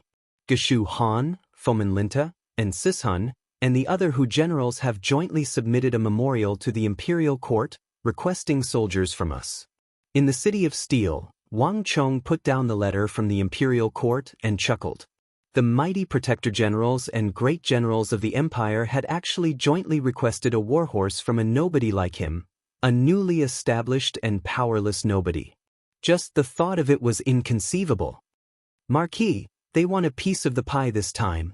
Marquis spent so much effort and 1,000,000 taels of gold, but they want to take advantage of the situation without paying anything. Aren't they going too far? The people in the room were all indignant. Wang Chong had personally gone to the western regions and taken care of all the obstacles. He had also spent a great deal of gold to obtain more than 11,000 of the best Turkic warhorses. These warhorses had only just arrived at the City of Steel, and these people already wanted to ask for benefits. How could there be such a good thing in the world? Marquis, this matter is not easy to deal with. Warhorses are goods controlled by the imperial court. We have more than 10,000 warhorses here, which is already a violation of the law. If the Protector Generals want to make a fuss about this, Marquis will find it very difficult to get anything out of it. Behind him, Li Sai, who was more than 2 meters tall like a huge mountain, suddenly spoke. Before being transferred here by Wang Chong, he had served in the Biting Protectorate for a period of time, so he knew a few of the imperial court's regulations regarding warhorses. Moreover, Biting bordered the eastern and western Turkic Khaganates, and its regulations regarding warhorses were particularly strict. Thus, the transaction between Wang Chong and Hulaeg was strictly speaking in violation of the imperial court's warhorse regulations. If Fomin Linta and the other Protector Generals were to use this matter to make a fuss, Wang Chong would truly find it impossible to defend himself. If they want to do this, they need to have the ability. Wang Chong smiled, his right hand lightly tapping on the table. His expression was calm and composed, devoid of any panic. If they want to use violating the imperial court's warhorse regulations to threaten me, then they've really made a mistake. The imperial court was the one in charge of this transaction, and I was just the middleman. After these 10,000 warhorses, 90% of the remaining warhorses will be handed over to the imperial court to be managed by the imperial horse supervisor. If this transaction with Hulaeg went smoothly, it would reach an enormous number of 300 to 400,000 warhorses, and under certain circumstances, this number could even double. Such a massive number was not something that Wang Chong and his tens of thousands of Wushang soldiers could digest. In Wang Chong's plan, the other warhorses had originally been for him to act as the middleman and have the imperial court purchase them. Fuming Lingcha had truly made a mistake in trying to use this point to deal with him. And Wang Chong still had the King of Song behind him. That's right, there's also a letter from Big Dipper Great General Geshu Han requesting warhorses. Marquis, should we give them to him? Su Kui suddenly said. Other than the pressure from the imperial court, the City of Steel had also received a letter from Geshu Han in the name of the Big Dipper Army, hoping to obtain some warhorses from Wang Chong. Of the Protector Generals, he was the only one who had sent a private message to Wang Chong. The study instantly fell silent. No one dared to speak on matters involving the Protector Generals of the Empire. Every move made by these titans would have far-reaching effects that would often involve countless people. No one dared to make any rash comments on this matter. Tap tap. Wang Chong lightly tapped the table with the index and middle fingers of his right hand, a pensive look in his eyes. Geshu Han had actually sent him a private letter, and in this sort of situation, requesting warhorses. To be honest, this was rather surprising to Wang Chong. Interesting. This Big Dipper Great General really doesn't play by the rules. Wang Chong muttered to himself, a faint smile on his lips. Give it to him. Wang Chong suddenly said. These two simple words were like a boulder crashing into the hall, causing a massive uproar in the hall. Marquis, Geshu Han is a who. He doesn't have any good intentions in doing this. And Marquis, have you forgotten? He was the one who wanted to deal with Marquis after the regional commander's incident. Absolutely not. Geshu Han is still opposing Marquis, and the Big Dipper Army's scouts still haven't left. If Marquis gives him warhorses, wouldn't that be letting him off too easily? Wang Chong's decision took everyone by surprise, and even Li Sai raised his eyebrows in surprise. Marquis, given Geshu Han's personality, what if he takes our benefits and then comes back to deal with us? Li Sai said. Geshu Han sent me a letter because he believed that I wouldn't give it to him. If I really did that, he would look down on me and think that I'm narrow-minded. Moreover, business is business, and private is private. In the last battle, the Big Dipper army lost many men to defend Longxi against the Uzun. Men are easy to replenish, but warhorses are not. This is also the reason why he sent me a letter asking for warhorses. I will definitely give him warhorses, but not because of Geshu Han, but for the sake of my Tang dynasty. Didn't he send a letter asking for 1,000 warhorses? Give him 2,000. In addition, tell him that the extra 1,000 are for the commoners of Longxi. Wang Chong opened his eyes and rapped on the table. Longxi was the Tang dynasty's barrier, and Geshu Han's Big Dipper army was its only defense. Behind him were the millions of Longxi commoners. If the Big Dipper army was defeated, the southwest would repeat itself. This was also the main reason why Wang Chong was willing to give him 2,000 warhorses. And there was one more thing that Wang Chong did not say. In that battle in Longxi, the Uzun had dispatched the long-dormant great general Huitadra Konglo. The effects of that battle on the Big Dipper army were far more severe than imagined. The biggest impact was that there were too many casualties and a severe shortage of warhorses. As a result, in Wang Chong's memories, a force of around 2,000 Uzun cavalry had broken through the Big Dipper army's blockade and charged into the interior of Longxi. At the time, it was precisely because the Big Dipper army was severely lacking in cavalry that this force had slipped through the net. Later on, this Uzun cavalry went on a killing spree, resulting in the deaths of more than 10,000 people and the destruction of several dozen villages. This matter caused such a ruckus that it even alarmed the imperial court and came to be known as the Longxi massacre. At the time, a painter who happened to be passing through Longxi had drawn this tragic scene and sent it to the capital, causing a huge uproar. Everyone who saw this painting wept and grieved. In the end, Geshu Han was also implicated and forced to leave the Big Dipper army and return to the capital to explain his position to the imperial court. On the surface, Geshu Han's request for horses seemed to be a test, but in truth, it was because the Big Dipper army's shortage of warhorses had reached an extremely severe level. Wang Chong could disregard Geshu Han, but he could not ignore the Longxi massacre in his memories. Now that he could do it all over again, Wang Chong naturally would not allow it to happen again. 2,000 warhorses was enough to make up for the Big Dipper army's lack of manpower. At the very least, it should be enough to deal with those 2,000 Uzun cavalry. Marquis is wise. Your subordinate was foolish. Everyone in the room was completely convinced by Wang Chong's words. In terms of breadth of mind and boldness, Wang Chong far surpassed them. This was also one of the reasons they were willing to follow Wang Chong. Chapter 748. Li Sai, I'll leave this matter to you. Wang Chong turned his head and said, Yes, Marquis. Li Sai hurriedly bowed. After taking care of a few trivial matters in the City of Steel, Wang Chong stood up and stretched as he looked out the window. It's time to take care of another matter. Wang Chong stretched his body a few times before leaving the room. The outer walls of the City of Steel were almost complete, and the Wushang army and Turkic warhorses had both arrived. The plan he had in mind could finally be carried out. Wang Chong had not established a corner of Wushang for the sake of peace, but to fend off the Western Turkic Khaganate to the east and the Uzun to the west.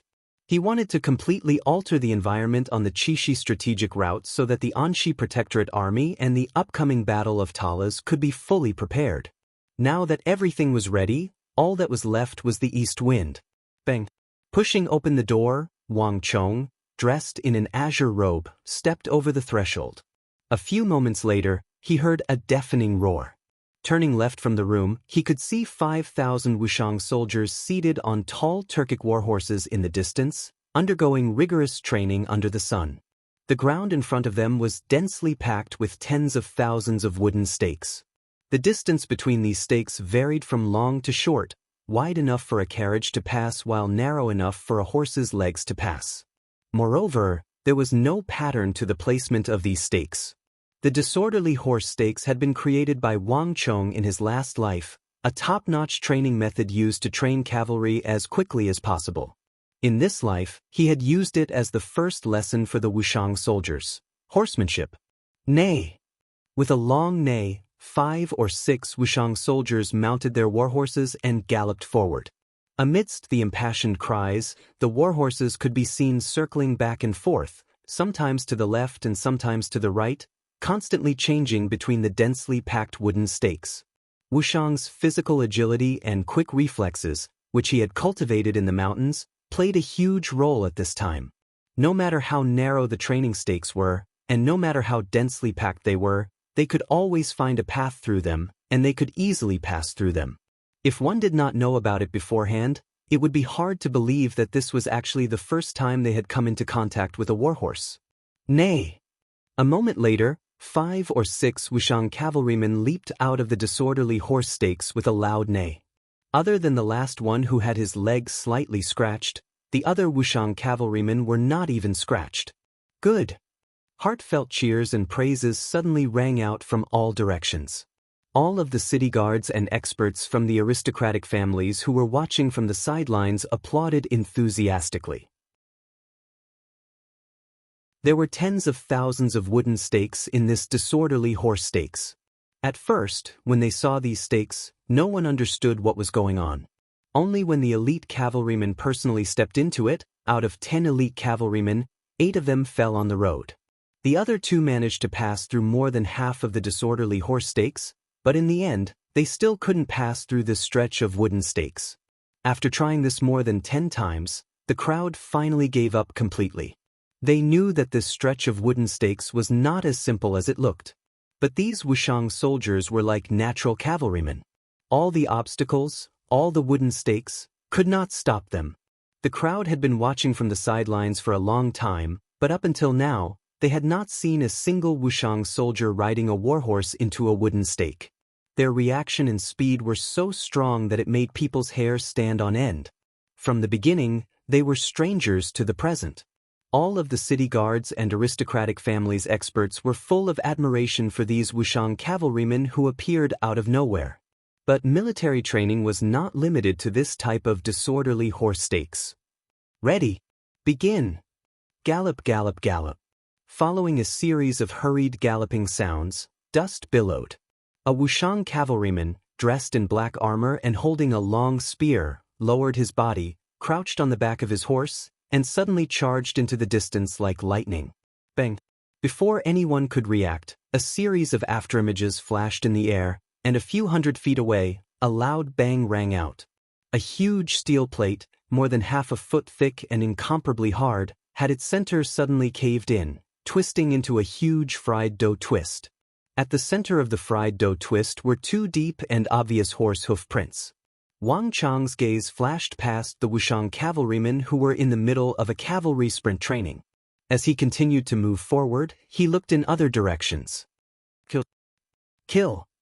In the distance, 2 Wushang cavalrymen wielding wooden sticks charged towards each other amidst waves of battle cries. Whoosh! In the instant that the 2 crossed paths, one of the Wushang cavalrymen was as agile as a leopard. Like a nimble leopard, he flashed under the horse's belly, and from an extremely tricky angle he kicked towards the cavalryman on the horse's back. But with a bang, this confident kick actually missed. Before the Wushang cavalryman could react, a foot also kicked out from under the horse's belly, hitting his shoulder and sending him flying. That kick was extremely powerful, and the Wushang cavalryman who was kicked rolled on the ground for more than 10 times before stabilizing himself. Wherever he passed, deep plow marks were left on the ground. The Wushang were born warriors and even more so, born knights. Such nimble movements were not easy to achieve even for the veteran cavalryman with rich experience. But to the Wushang cavalry, it was a piece of cake. Even though he had known this for a long time and had seen it with his own eyes, Wang Chong still couldn't help but feel deeply moved when he saw it again. Strength, dexterity, speed, reaction speed. These were the Wushang cavalry that had been tempered in the mountains. They naturally possessed an advantage that surpassed the Uzun White Braves, the Mamelukes, and the Turkic Wolf Fang cavalry. This was something that none of the other 3 armies could compare to. It's about time to teach them that thing. With this thought in his mind, Wang Chong quickly summoned a Turkic warhorse, mounted it, and galloped toward the training grounds. The city of steel was enormous, 5 to 6 times the size of an ordinary city. It was at this time that the greatest benefits were on display. Even in this city, before all the restaurants, tea houses, and inns had been built, there was enough space for the 5,000 Wushang cavalry to gallop about and train in any area. When the warhorse was still 100-some zhang from the training grounds, a long howl like that of a dragon or a tiger resounded through the air. Got it? Upon hearing this sound, all the Wushang cavalry in the middle of their training began to gallop over. In just a few seconds, they had assembled into ranks, their backs ramrod straight and their spirits high as they stood in front of Wang Chong. As they gazed at this young marquis, who was even younger than them, all the Wushang cavalry revealed deep respect and admiration in their eyes. Ever since they had left Wushang village, the more they understood about Wang Chong, the more they admired him. The young marquis, the son of heaven's disciple, the lord of the city of steel, the one who had built a city in a single night, who possessed extraordinary wealth and connections, and an illustrious status. And then there was the fact that he had received orders in the face of peril to reverse the tides. In a situation that everyone knew was doomed to lose, he had routed the powerful Mengshi, Yusang army commanded by a famed general and left behind more than 400,000 corpses. All of this had surpassed the imagination of an ordinary person, even to the proud Wushang cavalry. Wang Chang's actions and the ability he had displayed beyond his age had even won the admiration of the Wushang cavalry. After all, even the most admired person of the Wushang cavalry, Li Sai, was Wang Chang's subordinate, and he was loyal and devoted to Wang Chong. Under this influence, all the Wushang cavalry viewed Wang Chong as a god. Ready? You will now begin to count off. 5 to a squad, 10 to a squad, and 100 to a squad. Begin the formation. Wang Chong sternly said. Yes. Soon after, a resounding count began to ring out. While everyone was counting off, Wang Chong quickly turned his head to Li Sai. Begin. Distribute that item. Yes, Margaret. Li Sai respectfully said. Wang Chong nodded, and after saying this, he turned his head away, no longer looking at her. The Wushang cavalry had already reached a certain level of training. Now, it was time to teach them the famous halo of Wushang, the Wushang halo, which had been specially created for the Wushang people. The Wushang halo had been a war halo created by several thousand of the continent's strongest experts, including Wang Chong, based on the unique traits of the Wushang people. This was a supreme art that only the Wushang could learn. The White Braves were renowned throughout the world because of their Zhangsheng halo, and the holy war halo beneath the hooves of the Abbasid Caliphate's Mamelukes was also incomparably sharp. The Wushang soldiers would find it very difficult to defeat them with their current strength. Only by regaining the famed Wushang halo, the strongest cavalry of the continent, the strongest Wushang cavalry of the continent, would they have a chance of suppressing them. Not even the otherworldly invaders could stop this halo, much less the White Braves of Uzun. Kri. Just when Wang Chong had Li Sai pass on the Wushang halo, a shrill cry came from the sky. Bang! Cries of alarm came from the city of steel, and then a large bird dropped from the sky, smashing into the ground, its mangled body unmoving. This sudden development startled the nearby craftsmen, but the Wushang cavalry remained motionless, not even creasing their brows. Wang Chong raised his head and saw that the birds that had been circling over the city of steel had suddenly split into several camps and were engaged in fierce combat, their shrill cries echoing through the air. Look over there! Another large bird has fallen. How fierce! What's going on? They're fighting. Chapter 749. Chapter 747. Swoosh. One by one, the vicious birds fell from the sky, wailing miserably. Amongst the various factions, Wang Chong was the undisputed main character, so a significant portion of the birds had gathered around Wang Chong's head. One bird after another plummeted to the ground. Bzz. One of the winged sea eagles screeched as it shot toward Wang Chong's head like a shooting star. But before it could hit the ground, it was stopped by an invisible barrier above Wang Chong's head and bounced to the side. Reporting. Marquis, the Eagle team has finished gathering. By the end of the day, we will be able to drive out all the birds within 100 li of the city of steel. As Wang Chong was looking up at the sky, a young and somewhat excited voice came from the side. The young Zhang Ke, Eagle's disciple, was kneeling next to him. His face was red, and his face was full of shame. When the White Bear soldiers had used the darkness of night to invade the city of steel, Zhang Ke had been investigating the border between Qixi and Uzan, but he had been tricked by the White Bear soldiers. This was a severe dereliction of duty. Even now, Zhang Ke had been blaming himself. In establishing the Eagle team, Zhang Ke had hoped to use it to atone for his crimes and change Wang Chong's impression of him. Rise. Wang Chong indifferently said and waved his hand.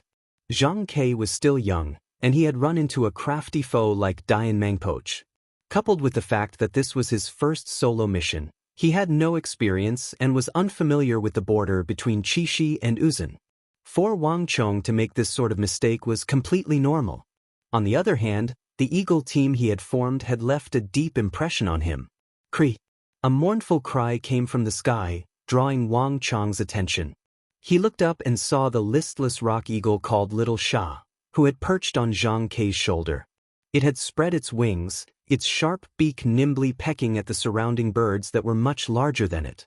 The Turks' azure condor, the Gogrians' gerfalcon, and the western region's rock eagle all had their necks and wings severed by this small rock eagle.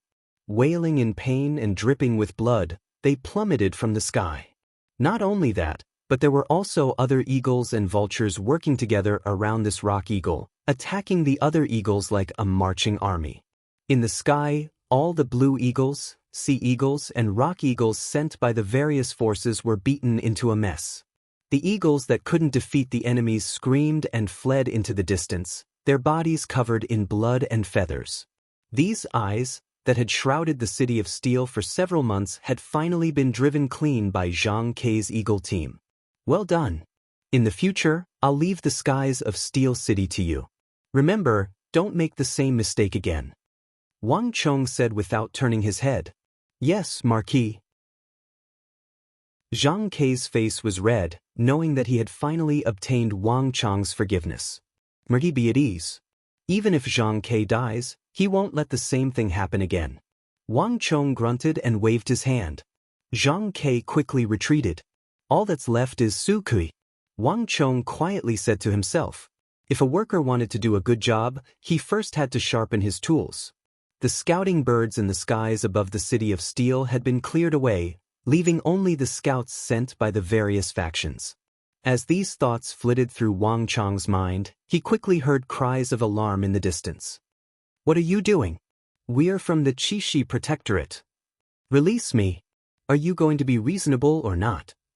Furious shouts could be heard from outside the city, but the only response they received was a barbaric and tyrannical voice. Less chatter. Then there was an earth-shattering boom, followed by the neighing of horses and the sound of hurried hooves galloping in all directions. Wang Chong couldn't help but smile at this voice. It was not just the guards of the city of steel who had taken action this time, but also the experts of Wushang village, Huang Batian among them. The sound that Wang Chong had heard was the sound of Huang Boshan's stone general attacking the scouts. As an official of the imperial court, Wang Chong could not attack the Qixi Protectorate army, but Huang Batian was different. With these two working together, it wouldn't be long before the scouts around the city of steel were completely wiped out. His plan could finally be carried out. Shi Xian, tell Senior Zhang Shouji to notify all the sword shops and smiths in the capital and the provinces. The next step of the plan can begin. Wang Chong said. Yes, Marquis. Su Shixian flew off with the order. Everyone, get ready. Once all the preparations had been made, Wang Chong finally turned his head to the Wushang cavalry. As the former commander-in-chief of the Wushang cavalry, he finally needed to personally train them for the second step. The once strongest war saint of the Central Plains and the strongest army of the Central Plains had finally reunited in this tiny city of steel, becoming one. A butterfly flapped its wings, stirring up a storm on the other shore. At this moment, no one but Wang Chong knew that the entire western regions would undergo a massive transformation. Flap flap. Several days later, in the distant Longxi, A messenger pigeon descended from the sky and disappeared into Big Dipper City with the sound of flapping wings. "Milord, Wushang has sent a letter." In Big Dipper City, Geshu Han's brow rose as he received the letter from his subordinate, and then he seemed to guess at something and smiled. "Milord, this brat can't keep his cool at all." A Big Dipper army officer next to him laughed. Milord wants soldiers from him. It would be strange if he was happy. He sent a letter to Milord. He's definitely venting his frustrations in it. In my view, there's no need for Milord to read it. The surrounding officers of the Big Dipper army began to speak. Geshu Han silently smiled. I still have to read it. Since he's using the military's relay station and the imperial court system, it's not a private matter. If I refuse to read it just because he's mentally cursing me, I would appear narrow-minded and be looked down upon by him. Geshu Han indifferently said. Lord Protector General's words are reasonable. It's good to read it. If this brat is rude to Milord, there's a letter as proof. When the time comes, Milord should submit a report to the imperial court to teach him a lesson. Right. In the end, he's still too young and inexperienced. The surrounding officers roared with laughter. Geshu Han only faintly smiled, shook his head, and quickly opened the letter. To see the words is to see the person. To Wushang Wang Chong. From the first line, Geshu Han could already sense the sharpness of the letter. As expected, Geshu Han faintly smiled, unsurprised. But after just a few lines, Geshu Han's complexion immediately warped. Milord, what's wrong? Was it because that brat spoke rudely and went too far? The officers in the room had been paying attention to Geshu Han this entire time, and when they saw that his complexion was off, they immediately thought of something and began to sulk. Lord Protector General is, after all, a great general of the empire with great authority and great achievements. That brat wouldn't really rely on the fact that he comes from a clan of ministers and generals to say some overly provocative and insulting words, right? That brat is going too far. Milord said he was borrowing it, but it was just a joke. He actually dared to insult Protector General in a letter? He deserves to die. General has guarded the western border for the empire, risking his life and making great contributions. Even the important ministers of the court don't dare to speak ill of Milord. This brat is too impudent. All of them were furious. If Wang Chong had just written a few words of complaint or sarcasm, the officers would have treated it as a joke. They wouldn't have bothered to lower themselves to his level. But from the look on the general's face, it was clear that this was no simple complaint or sarcasm. General, let me lead a group of soldiers to the City of Steel and capture that brat. Have that brat personally offer a humble apology in front of Milord. An agitated Big Dipper army general immediately said. You've misunderstood. Geshu Han finally spoke, his words instantly cutting off all the guesses of the officers in the room. His brow was deeply furrowed, as if he had encountered some perplexing problem.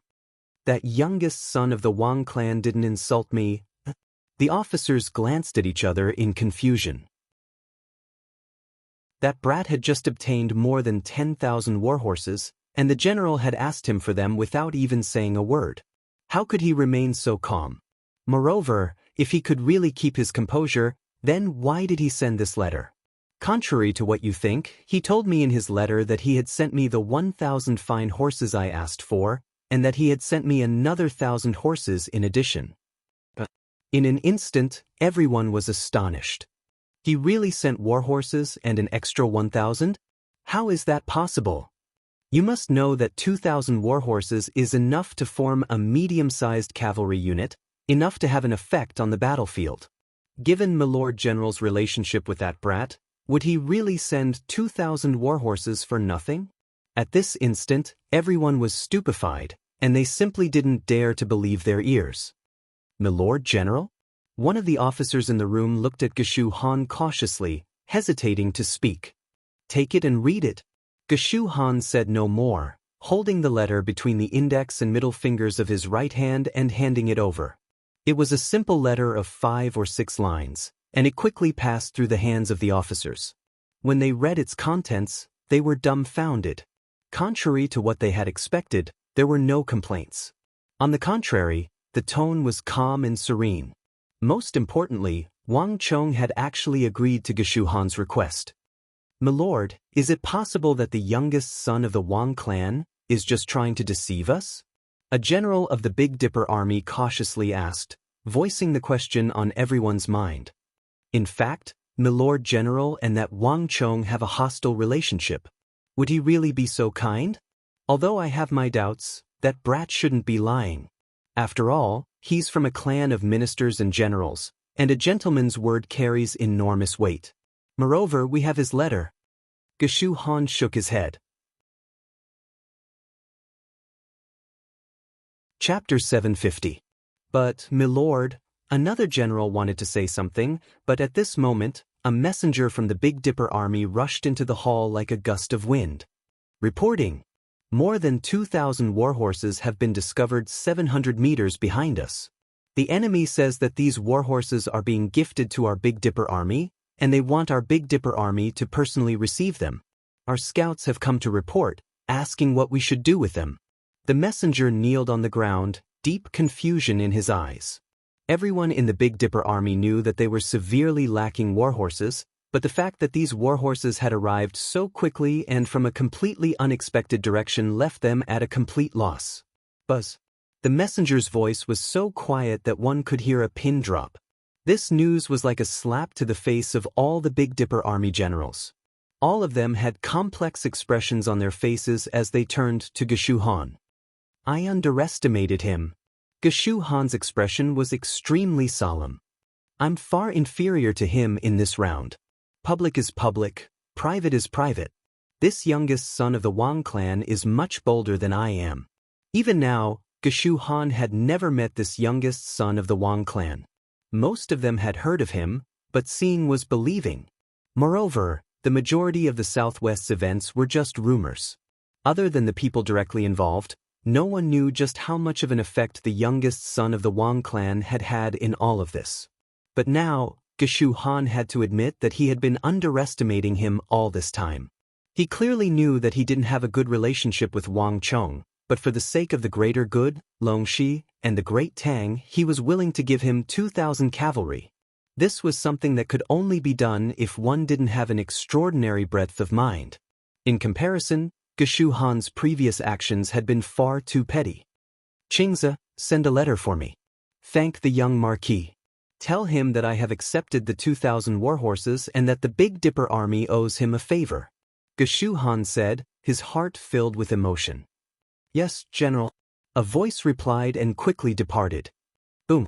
As night fell and the dark clouds hung low, the gates of the city of steel rumbled open.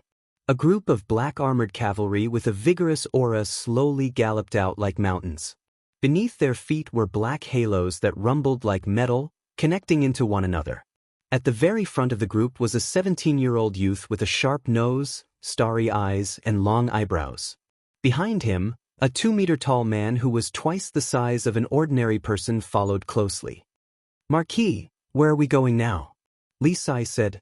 After training in the city for more than half a month, this was the first time Wang Chong had taken the initiative to bring the Wushang cavalry out of the city of steel. However, Wang Chong never made his plans clear, so even Li Sai didn't know where they were going. Soldiers are trained for 1,000 days to be used in a single moment. Their training is almost done. Now it's time to move on to the next phase of the plan. Wang Chong indifferently said. A light breeze blew by, causing Wang Chong's pitch-black hair to dance in the wind. Although he was only 17, Wang Chong's aura was growing more and more steady, his eyes growing more dignified and determined. Compared to his peers, Wang Chong's eyes were always able to see down to the smallest detail, allowing him to see into the distance where others could not. "Let's go!" Wang Chong urged his steed forward and galloped out of the city. However, he wasn't heading toward the nearby Tibetan plateau. Instead, he was heading southwest toward Longxi. Wang Chong said nothing, and so did the rest of the cavalry. Several hundred li passed in the starry night, and the 5,000 best Turkic warhorses Wang Chong had purchased were proving their usefulness. In just 4 hours, the 5,000 Wushang cavalry had traveled 700 to 800 li. The scenery on both sides of the road was constantly changing, from barren to lush and verdant. At some point, they had reached the interior of Longxi. In the distance, in the darkness of the night, the silhouette of a huge mountain range towered into the clouds. It was reflected in everyone's eyes, spanning between heaven and earth. "Marquis, are we going to Big Dipper City?" Li Sai couldn't help but ask, a hint of worry in his eyes. Longxi was under the jurisdiction of Big Dipper Great General Geshu Han. Given the relationship between Wang Chong and Geshu Han, if he were to appear in the territory of the Big Dipper army with his 5,000 cavalry, it would likely incite a massive conflict. Well, we have to meet Geshu Han, but not now. As if seeing through Li Sai's worries, Wang Chong heartily laughed, but his eyes were fixed on that pitch-black mountain in the distance that pierced into the clouds. Heaven Pillar Mountain. This thought flitted through Wang Chong's mind as he gazed at that towering mountain. "I've finally found it." There was a long border between Longxi and Uzun. The massive difference in altitude made it difficult for apes and monkeys to cross, much less humans. Even the ambitious Uzun who coveted the Central Plains had to shrink back, much less anyone else. Anyone who tried to forcibly pass through these places would end up dead in the end. But Wang Chong knew that there was a secret path here that could safely lead to the interior of the plateau. This was also the only path along the several thousand li border. That place had been buried for many years, and no one had ever paid attention to it or discovered it. Wang Chong had only discovered this secret passage by chance. And to discover this secret path, he had to find Heaven Pillar Mountain. In truth, this mountain had no name. Heaven Pillar Mountain had been named by Wang Chong himself. "Li Sai, pass on my order.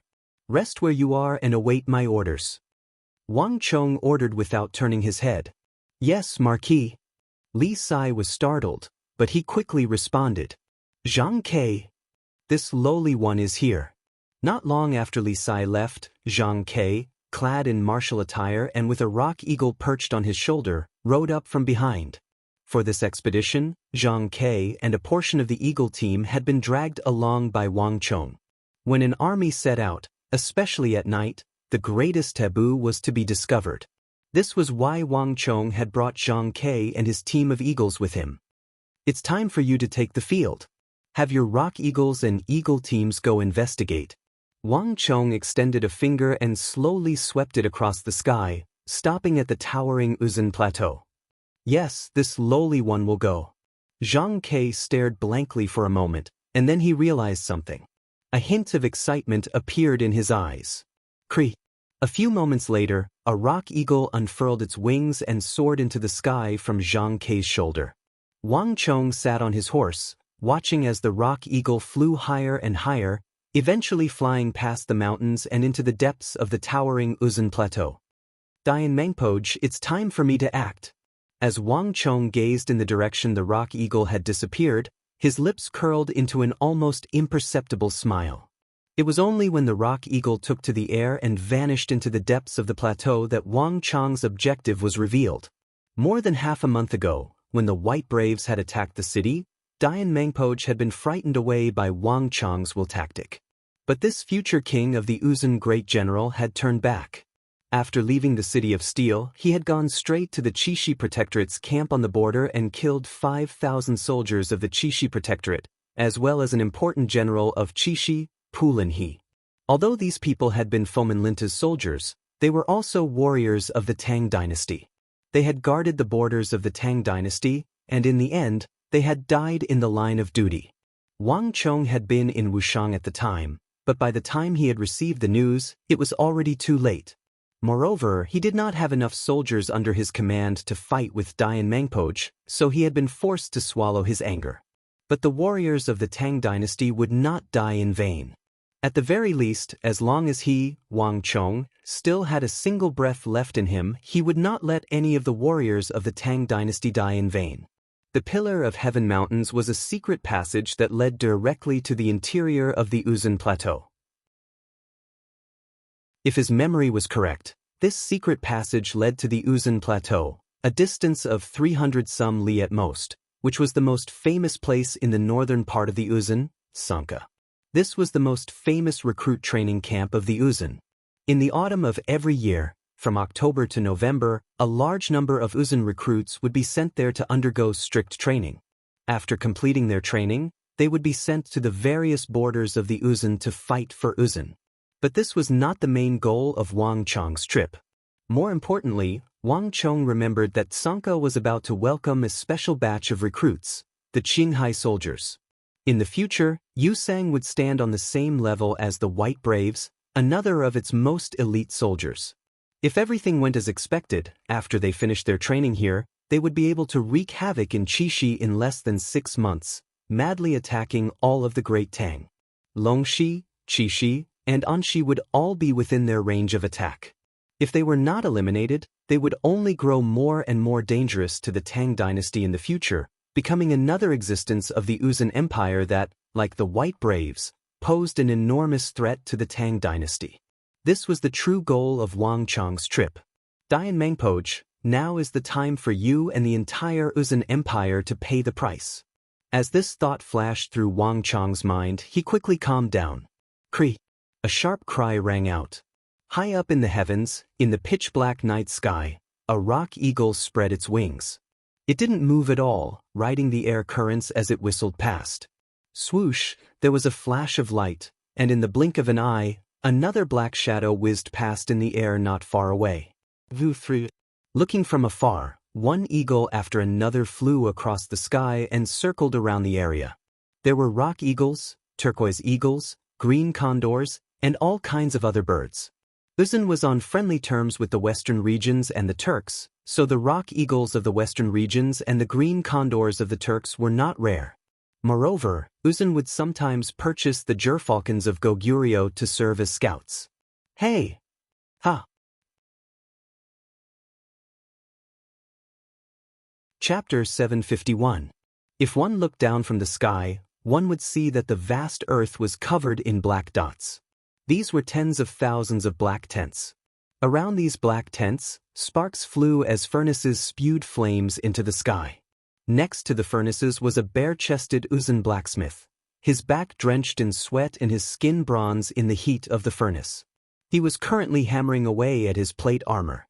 In the Ney Plateau, a muscular Uzun highland steed galloped by, stirring up a cloud of dust. On its back was an Uzun soldier, his expression savage as he loudly bellowed. Gallop! Thousands of Uzun cavalry followed closely behind this warhorse. But unlike ordinary Uzun cavalry, the armor on these Uzun cavalry was clearly incomplete, and their armor was not the usual black, but green. In the Uzun Plateau, only one kind of person would wear this green armor: recruits. Strong winds blew and flags fluttered in the wind. If one's gaze was fixed on the center of this area, they would discover a black war flag over 200 feet long fluttering in the air. On the black war flag, a white elephant standing upright and a crisscrossing scimitar pattern was extremely eye-catching. This was Tsongka's Zhangzheng Recruit Training Center, the most famous recruit training center of the Uzun Empire and the largest of the 3 major recruit training camps. Tsongka trained recruits for the Uzun Empire and provided an endless supply of fresh blood. At the same time, he was highly regarded by the 4 royal lineages of the Uzun Empire. Whether it was Huoshu Wuzong or Dusong Mengpoj, a significant portion of the soldiers under the command of these imperial great generals had come from Tsongka. Every year, the number of recruits trained here could reach 20 to 30,000. Flap flap. With a flap of its wings, a black messenger pigeon swooped down and quickly flew into the center of the camp, into the largest black tent. Inside the tent, an arm wrapped in black armor reached out and quickly caught the black carrier pigeon that flew down from the sky. General, it's a letter from Sir Dian Mengpoj. A voice rang out in the tent. It was a young Uzun bodyguard in black armor. With the carrier pigeon on his arm, he turned around and said to the tall and sturdy figure with an aura as vast as the mountains and seas. The tent was very quiet. There was not the slightest sound, only the sound of blades scraping against bones. Read it. After a long while, a voice rang out in the tent. Following a series of clanking sounds, a dignified Uzun general in his 30s or 40s slowly raised his head from the center of the tent. This Uzun general had a dark red face and was dressed in armor. He was seated on a chair made of yak bones, one hand gripping an Uzun scimitar while the other was polishing a yak horn more than 2 feet long. Disturbed by his bodyguard, the dignified Uzun general changed his posture, loosened his grip on the scimitar and yak blade, and turned to the bodyguard. His eyes were as cold and piercing as those of a Bodhivajra Buddha forged from iron and bronze, striking fear into the hearts of all who looked at them. Yes. The bodyguard only glanced at him before lowering his head and beginning to read the contents of the letter. Written by Shibosh, Chishi is in a state of emergency. Fomenlinta's army is pressing down, and the northern border is in grave danger. Soldiers are urgently needed. 5,000 Qinghai soldiers are requested. The young bodyguard sensed the danger in the last word and his expression turned extremely grim. He subconsciously turned to look at his commander behind him. It's this trick again. To his surprise, the dignified Uzun general was not the least bit worried, and even coldly chuckled. It's indeed my cousin's style. If you want soldiers, just ask for them. Why mention Chishi? Our Uzun plateau is easy to defend and hard to attack. If we really run into a powerful foe, we can just have the shepherds retreat. And when did the northern border become in a state of emergency? Moreover, if I remember correctly, even if Fomenlinta is enraged, it should be because he led the White Braves in a sneak attack on their base and killed Pulin He and his 5,000 Tang soldiers, right? Since he wanted to launch a sneak attack, did he not think of what an enraged Fomenlinta would do? In the end, he's just targeting my several thousand Qinghai soldiers.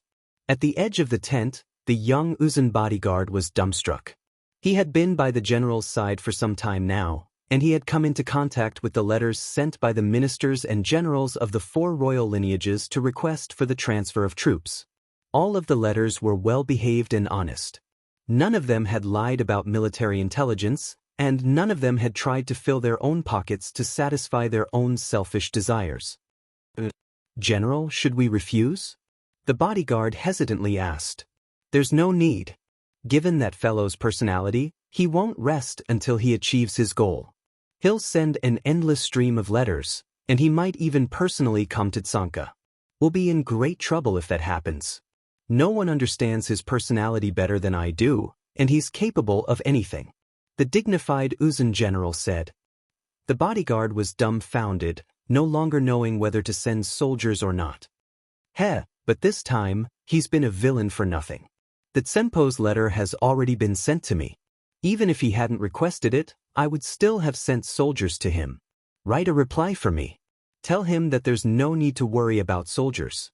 3 months from now, the first wave of 8,000 cavalry will be sent to the northern border after completing their training.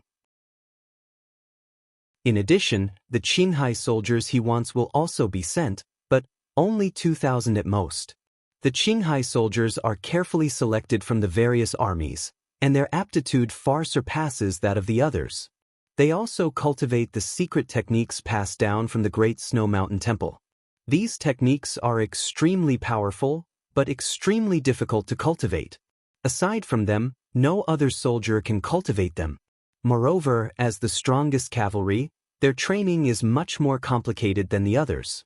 They basically need at least 2 years before they can finish. There are only 7,000 people here, and he wants 5,000 for himself. Although I'm the general in charge of Tsanka Zhangsheng, does he really think I'm part of the Dayan clan? The dignified general sneered, exposing the relationship between him and Dayan Mangpoch. In the Uzun Empire, other than the Tsenpo, the prime minister, and the 4 prime ministers, the Dayan clan, the Dusong clan, and the 4 great clans were the most powerful. The Dusong clan's Dusong Mangpoch was one of the great generals of the Uzun Empire, and although the Dayan clan had yet to produce a great general, it had many brigadier generals. Dayan Pujiel was one of them. Although he was not as infamous as his cousin, Dayan Mangpoch, who had uprooted cities and uprooted countries and razed the small kingdoms around the Uzun Empire to the ground, making them unable to sleep at night, in the interior of the plateau, Dayan Pujiel's status was even higher than Dayan Mangpoch's. Dayan Pujiel had sent countless soldiers to the 4 royal lineages of the Uzun Empire, and even the 4 vassals and the 4 prime ministers were extremely courteous to Dayan Pujiel. Yes, your subordinate will do so. the young guard hurriedly said as he prepared to leave. Wait a moment. As if recalling something, Dian Pugiel suddenly called out to that guard who was about to leave. Help me investigate that youth from the Tang dynasty called Wang Chong. Gather all the information on him, including his family and background. Yes, General. The young guard froze for a moment, but he quickly left. In the tent, as Dian Pugiel watched his bodyguard leave, his eyes dazed for a moment. He quickly retracted his gaze and lowered his head to a map in front of him. This was an exquisite map of the Uzan Empire, but around the Uzan Empire, Sindhu, the western regions, the Abbasid Caliphate, the Turks, and even the Tang dynasty were all visible. Dian Pugiel's gaze swept over the map, quickly settling on a red dot in the northeast of Yusang. Wushang. This was the place where that youth from the Tang dynasty, who had attracted the attention of countless people in Uzan, resided. Dian Pugiel had overseen Sanka for many years, but he had never encountered a Tang people who could attract so much attention. Dusong Mangpoj and Dian Mangpoj had already gone there. Even the Tsenpo had broken protocol and sent a letter for the first time, asking about the elephant bear training camp and requesting that more soldiers be sent to the north. In Dian Pugiel's entire life, he had never encountered such a situation.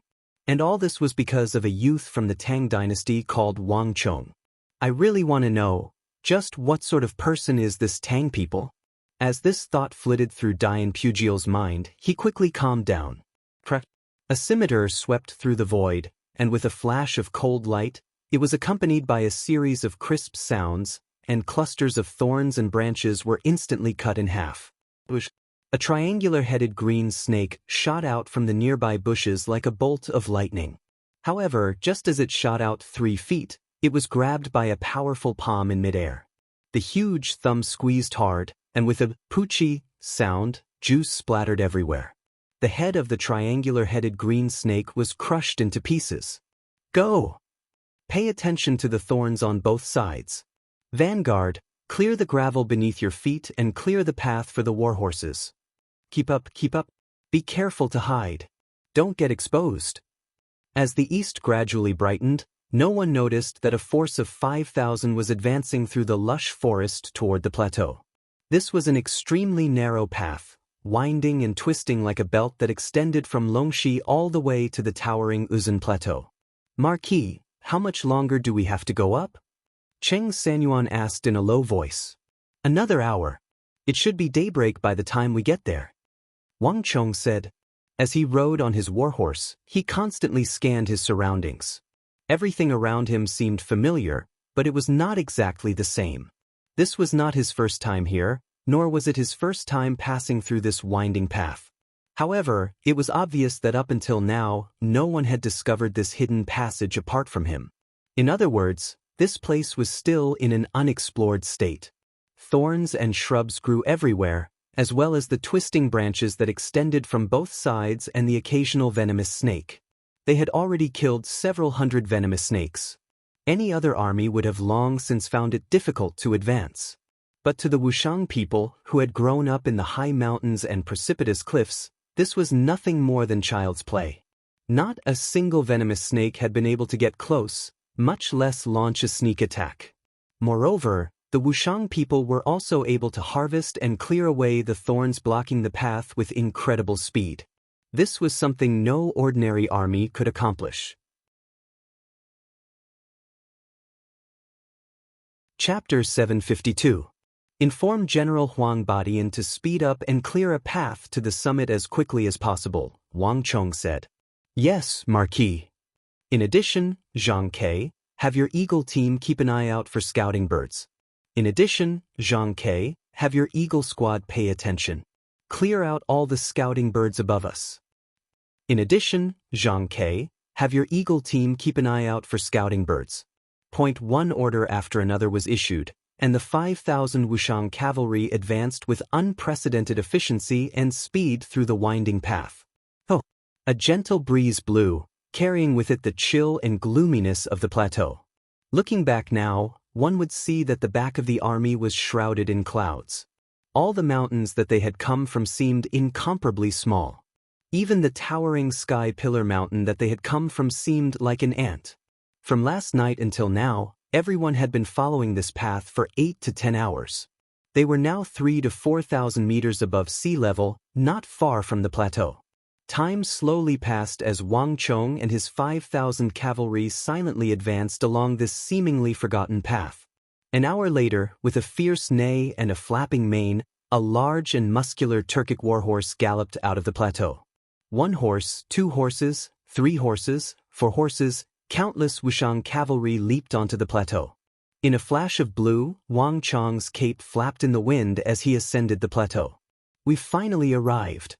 As Wang Chong sat on his warhorse and breathed in the air unique to the Uzun Plateau, he mentally gave a long sigh. After all this time, he had finally set foot on the territory of the Uzun Plateau. This was the first time Wang Chong had ever set foot on this plateau since his reincarnation. Raising his head, the sky above him seemed to overlap with some of the scenes in his memories.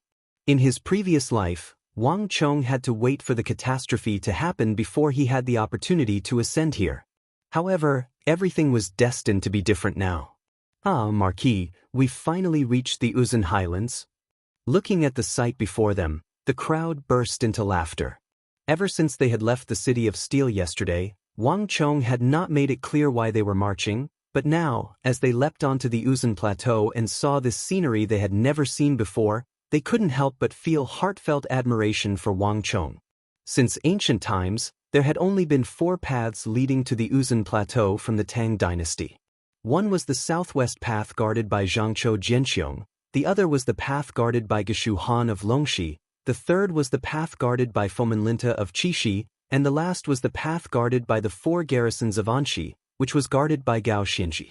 There was no other way. No one had expected that there would be another path hidden deep in the forests of Longxi.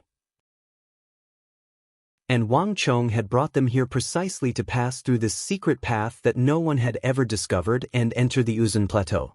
"Zhang Ke, lead the way." Wang Chong said. "Yes, Marquis." Zhang Ke excitedly galloped off. "Cree!" With a shrill cry, the foot-long rock eagle spread its wings and soared into the air. "Hiya!"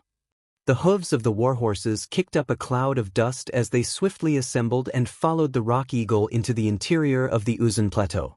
Several hundred li passed in the blink of an eye, and the 5,000 Wushang cavalry made a beeline for Zhongka's Zhangsheng recruit training camp without the slightest hesitation. Dawn was the time when people were the most lazy, and also the time when people were the least vigilant.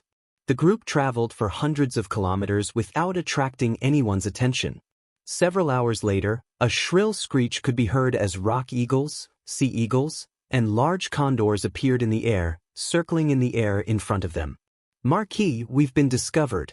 Those are Uzun's scouting birds," Zhang Ke nervously said when he saw the rock eagles and teal eagles in the sky. "It's fine. If they've been discovered, then so be it. We're already here, so there's no need to hide." Wang Chong looked up at the sky and smiled. He could already see a dense mass of tents on the distant horizon. In the center of those tents, a massive black banner fluttered in the wind. "Zhongka, Zhangsheng Recruit Training Camp." Everything was exactly as he had expected. Not even that legendary Prime Minister of Uzun could have imagined that he would appear here. "Get ready. There's going to be a tough battle." Wang Chong looked into the distance, a sharp light flashing through his eyes. "Cree." While Wang Chong's party had appeared on the edge of Zhongka and discovered Uzun's scouting birds, Uzun's people had also discovered Wang Chong's party. A rock eagle flew like a bolt of lightning into the largest black tent in the center. "Reporting. A scout has reported that an unknown target has been discovered up ahead."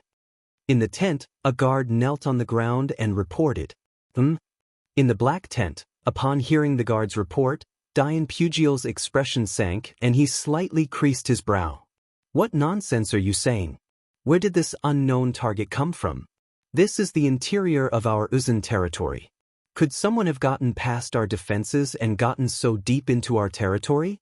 Investigate again and see if it's our soldiers, then report back to me." "Yes, your subordinate will do so." The guard was also stunned. This was the interior of Uzun territory, and Uzun were everywhere. How could an unknown target have appeared? At most, it was some nearby herdsman or cavalry who had just happened to be passing through this area. The scouts and cavalry on the perimeter had been making too much of a fuss over nothing. The guard left quickly and returned just as quickly. In the blink of an eye, a second rock eagle descended from the sky, and the guard once more charged into the tent. "General, we've already investigated. A group of soldiers truly did appear in the vicinity of our camp. We sent people to negotiate with them, but none of them returned. In addition, they've dispatched extremely formidable people to surround and eliminate our eyes and ears in the sky." What? Dian Pugiel grimaced as he finally raised his head from the table in front of him. This was the Yusang Empire's recruit training camp. If the other party was a nearby herdsman or some other army passing through, they would never try to clear out the birds in the sky, and they certainly wouldn't try to deal with the people the training camp had sent to negotiate with them. "Take me out to take a look." Dian Pugiel knew that something was wrong and immediately stood up, circled around the table, and rushed out of the tent. Cree. Dian Pugiel had just walked out of the massive black tent when a mournful cry came from above. Dian Pugiel suddenly raised his head and saw a large blue eagle plummeting from the sky. With a boom, it landed just a few paces from Dian Pugiel, its bones broken and tendons torn, and it was reduced to a bloody pulp. Cree. Above Dian Pugiel was a rock eagle that was clearly much smaller than Dian Pugiel's, flapping its wings as it proudly flew into the distance. In a flash, Dian Pugiel's expression became extremely unsightly. This was a naked provocation. No matter who the other side was, they were definitely not Uzun's people. Dian Pugiel's face was gloomy, his gaze quickly following the rock eagle on its way back to the horizon. There, Dian Pugiel finally saw the enemy the guard had spoken of.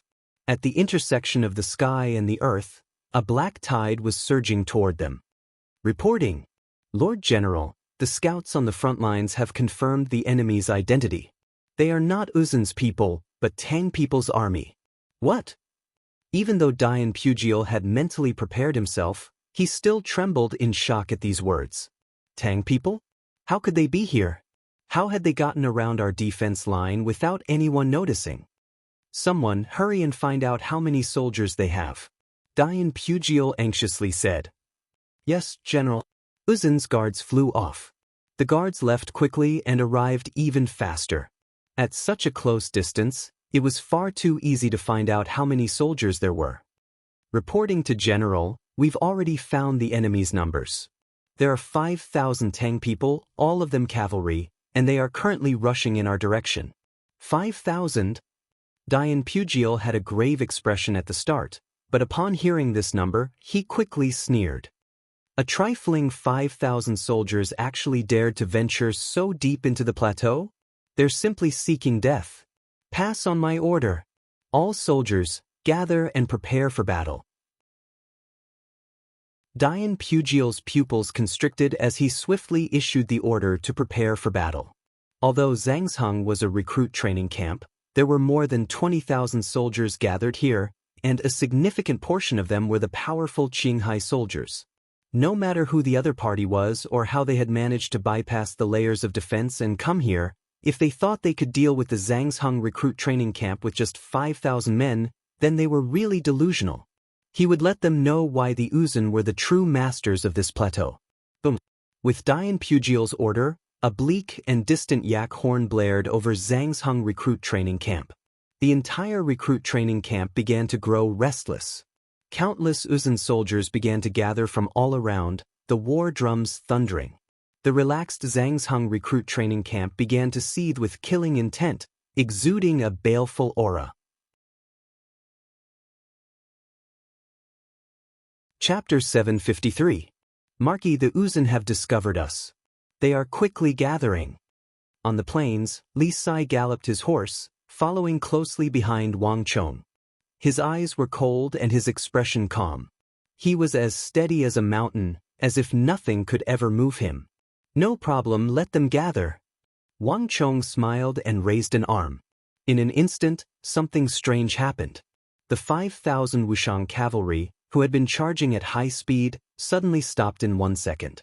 All of them moved in unison, without any mistakes, as if they were one person.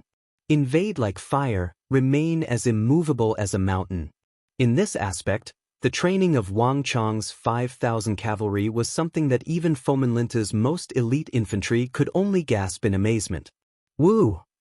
A desolate bugle call resounded through the sky, attracting the attention of Wang Chong and the others. On the other side, the Uzun reacted very quickly. From the moment the alert birds discovered Wang Chong and the others until now, only a short period of time had passed. All of the Uzun soldiers in the camps had gathered. Even those bare-chested blacksmiths quickly put on their armor and went into battle. Tens of thousands of Uzun soldiers rode on the Highland steeds, the most famous Highland steeds of the Highland. Kicking up a cloud of dust, they marched in the direction of Wang Chong and the others. In front of the vast sea of Uzun cavalry, the 5,000 Wushang cavalry were like a luster in front of the bright moon. In an instant they became dim and colorless. "Milord, the enemy has a lot of men, far more than us." Li Sai's voice came from beside his ear, revealing a hint of seriousness. "They have a lot more than us," Wang Chong said faintly. His expression did not change in the slightest.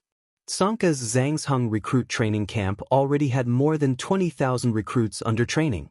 Adding the regular army guards in the camp, the number was at least 25,000, more than 5 times their own. Moreover, Uzun was naturally brave and aggressive, so even though he was a new recruit, his strength and bravery were not the slightest bit inferior to the regular armies of other countries. He could not be described as an ordinary recruit at all. Buzz! The plateau trembled. The other party's speed wasn't very fast, but his aura was extremely astonishing. Dee-da-da! Just as Wang Chong and the others were quietly waiting, a cloud of dust suddenly rose as an Uzun cavalryman suddenly left the formation and charged towards Wang Chong and the others. "Sir, it's the other party's envoy," Zhang Ke said. Ever since Wang Chong had established the Eagle Squad, Zhang Ke had been formally inducted into the army, assuming the roles of both messenger and scout. "There's nothing to talk about," Wang Chong sneered as he looked at the other side. When two armies fought, if both sides were of equal strength, they would often send envoys to each other. However, although they were called envoys, they were actually just probing. The Uzun side probably still had no idea how they had gotten into the interior of the plateau. Wang Chong naturally wouldn't give them this chance. "Su Kui, get ready." "Yes, Margaret." Su Kui's expression was profound. As soon as he finished speaking, he reached behind his back and took out a massive bow made of golden silk. This bow was nearly 4 fingers wide, and the bowstring was made from the tendons of an alligator and a tendon of a 10-year-old water buffalo. It was also interlaced with golden silk, making it extremely powerful. Bang! There was a shrill whistle as the bowstring vibrated. A moment later, a golden arrow 4 feet long shot through the air like a bolt of lightning, piercing through the Tibetan cavalry several li away with a single arrow. Translated by Hypersheep 325. The sharp arrow pierced through his neck and came out from the back of his neck. The huge force directly shot his head off his neck and sent it flying high into the air. This abrupt scene took everyone by surprise. In the distance, the vast Uzun army suddenly froze. "Bastard!" A furious roar came from the distance. It was not in Uzun, but in the Han that everyone was familiar with. In front of the vast Tibetan army, a muscular general riding a red warhorse was seething with rage. He unsheathed his sword and pointed it at the distant Wang Chong's forces, his body exploding with an aura as vast as the sea. "Prepare to attack." Rumble! The sound of metal clanging reverberated through the heavens. Even from several li away, one could clearly hear the earth-shattering roar. Under the gaze of countless people, a dark red halo of thorns fell from the body of the red warhorse general. When it landed on the ground, it quickly turned into halos of light that shot across the entire army. In just the blink of an eye, the 20,000 Uzun soldiers looked solemn. Their auras surged, completely different from before. Woo! The earth trembled. The released halo was like some sort of signal. In an instant, a desolate and muffled sound of a yak's horn sounded from the Uzun army. The dense and motionless Uzun army quickly moved upon hearing the sound of the horn. Moreover, they continued to accelerate, moving faster and faster.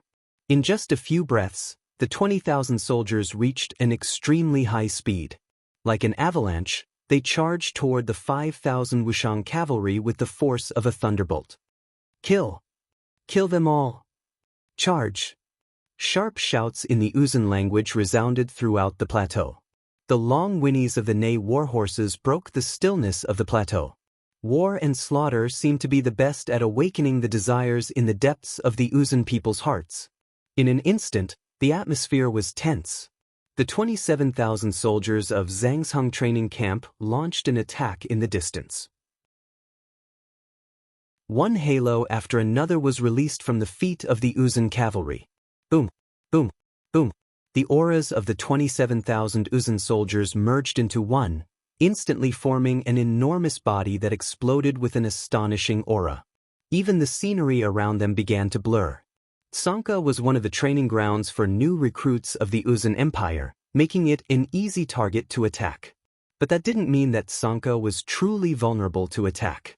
More than 27,000 Uzun cavalry, all equipped with plate armor, was enough to force any enemy who coveted this place to retract their claws and reflect on themselves. Rumble! The earth quaked and dust billowed. Even the wild grass, affected by the aura in the distance, toppled over in the direction of Wang Chong and the others. The wind howled, but the 5,000 Wushang cavalry did not move at all. They were as calm as mountains. The distance between them continued to shrink, and the quaking grew stronger and stronger. 10 li, 4 li, 5 li, ready. When they were less than 3 li away, clang. There was a flash of cold light as a sharp sword was unsheathed and pointed to the sky. Against the backdrop of the rising sun, Wang Chang's robes fluttered in the wind as his calm voice resounded throughout the area. Charge! Rumble! The order was like a boulder falling into a lake, giving rise to huge waves. The Wushang cavalry, which had been silent and unmoving, suddenly leapt out from behind Wang Chong like an arrow released from a bow. In that instant, the heavens shook and the earth shook. When the 5,000 Wushang cavalry leapt out with the same movement and speed, the aura they exuded was enough to stun any opponent. Nay! The wind howled and the warhorses neighed.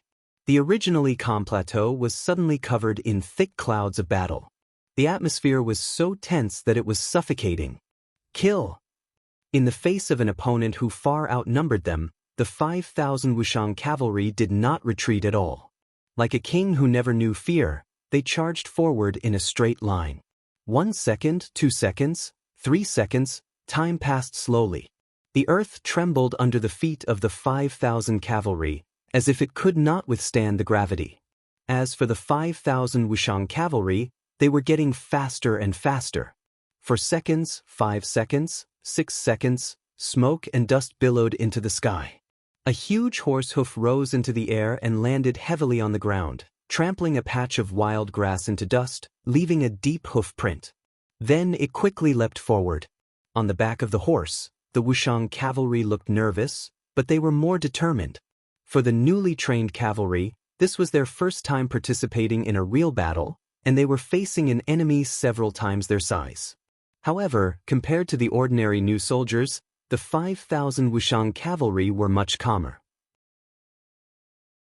Wushang village was filled with towering mountains and precipitous cliffs. Walking there was like walking on the edge of life and death. If one was not careful, they would fall into a bottomless abyss and be smashed to pieces. Having lived in such an environment for many years, the fear of death of the Wushang people was far less than that of ordinary people. They were also more accustomed to the harsh battlefield. 7 seconds, 8 seconds, 9 seconds, the distance between the two sides was getting closer.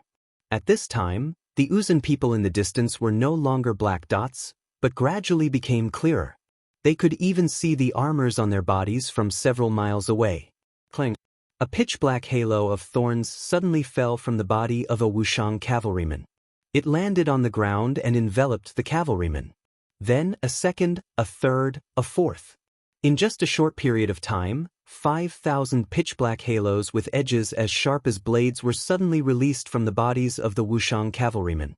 In an instant, The aura of the 5,000 Wushang cavalrymen doubled. The aura around them became profound and powerful. Even the light that passed through them became distorted. The black halo swept across a patch of wild grass. Grass fragments flew everywhere, as if the grass had been cut by a sharp blade. The Wushang halo. The 5,000 Wushang cavalrymen had finally displayed the halo of the strongest cavalry that had shaken the world in the past. Rumble. Chapter 754. Ready! With a roar, Wang Chong finally released the halo of Dusk Stallion in his body. There was a metallic clattering as a black halo with sharp edges and a dark red tint emerged from Wang Chong's feet and spread to all the Wushang cavalry. Bolstered by the halo of Dusk Stallion, the already powerful Wushang cavalry instantly swelled in strength, speed, and dexterity. But it was far from over. In the blink of an eye, a second halo of Dusk Stallion descended from Wang Chong's body and spread to the entire army, and then a third.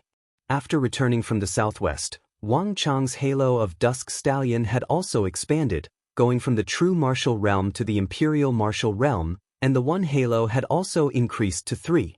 The 3 halos of Dusk Stallion boosted the strength of all the Wushang cavalry to an inconceivable level. Most frightening of all was that under the effects of the halo of Dusk Stallion, the 5,000 top-quality Turkic warhorses seemed to break through some sort of barrier. They seemed to be flying, leaving behind afterimages in the air. If the speed of an ordinary warhorse was taken as an example, then the Wushang cavalry had already reached twice the speed of an ordinary warhorse. As if sensing the change in the Wushang cavalry, the Uzun army began to cry out in alarm. What's going on? They're so fast. Just how did these Tang people do it? How can they have such fast horses? The highland steeds of the Uzun had grown up on the plateau and had sturdy bodies, incredible endurance, and terrifying charging speeds. This was also the reason why the Uzun could challenge the Tang dynasty and even intimidate the kingdoms of the western regions. To the Uzun, the highland steed was one of the best warhorses in the world. But the Tang people clearly did not raise warhorses, nor did they have any pastures, yet their warhorses were much faster. Get ready! Just when Uzun's troops were in a slight state of chaos, a dignified, calm, and sonorous voice resounded through the sky. At this time, the only person who could maintain his calm was the general in charge of Zhangzhung recruit training camp, Dian Pujiel. His expression was calm, and there was not the slightest fluctuation on his steel-like face. From the beginning to the end, his gaze was locked onto Wang Chong. As the general in charge of Zhangzhung recruit training camp, Dian Pujiel had a thorough understanding of the military system of the surrounding kingdoms, including that of the Tang dynasty. The young man riding on a Turkic warhorse in the center was clearly the commander of the entire Tang people's army. In Dian Pujiel's memories, there had never been such a young cavalry general in the Longxi region. But in Dian Pujiel's memories, there was someone else who could match this young man. But at this moment, it didn't matter who the other party was. Echelon formation, charge. Dian Pujiel rode his red warhorse in the middle of the army. With a wave of his sword, the 27,000-some Tibetan cavalry began to transform. There was no obvious change in the speed of the vast army, but they quickly separated into layers and layers, and quickly gathered towards the center. In the blink of an eye, all the cavalry in the training camp had used the Uzun's famed echelon formation. 800 zhang, 700 zhang, 600 zhang. As they got closer and closer, the killing intent grew thicker and thicker. On the flat plateau, both the Uzun and the Wushang cavalry could see the armor worn by their foes, and they could even see the breaths exhaled by their foes. 500 zhang, 400 zhang, 300 zhang. The atmosphere grew tenser and tenser, and everyone's blood seemed to freeze as they stared at their foes. 200 zhang, 100 zhang, 50 zhang. All the soldiers, whether they were Uzun or Wushang cavalry, raised their sabers and swords and let out heaven-shaking roars.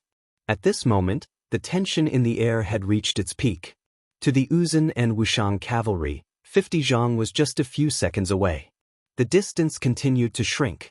300 zhang, 200 zhang, 100 zhang, boom! With an earth-shattering boom, the 5,000 Wushang Tang People cavalry and the 27,000 Uzun echelon formation collided like two massive beasts.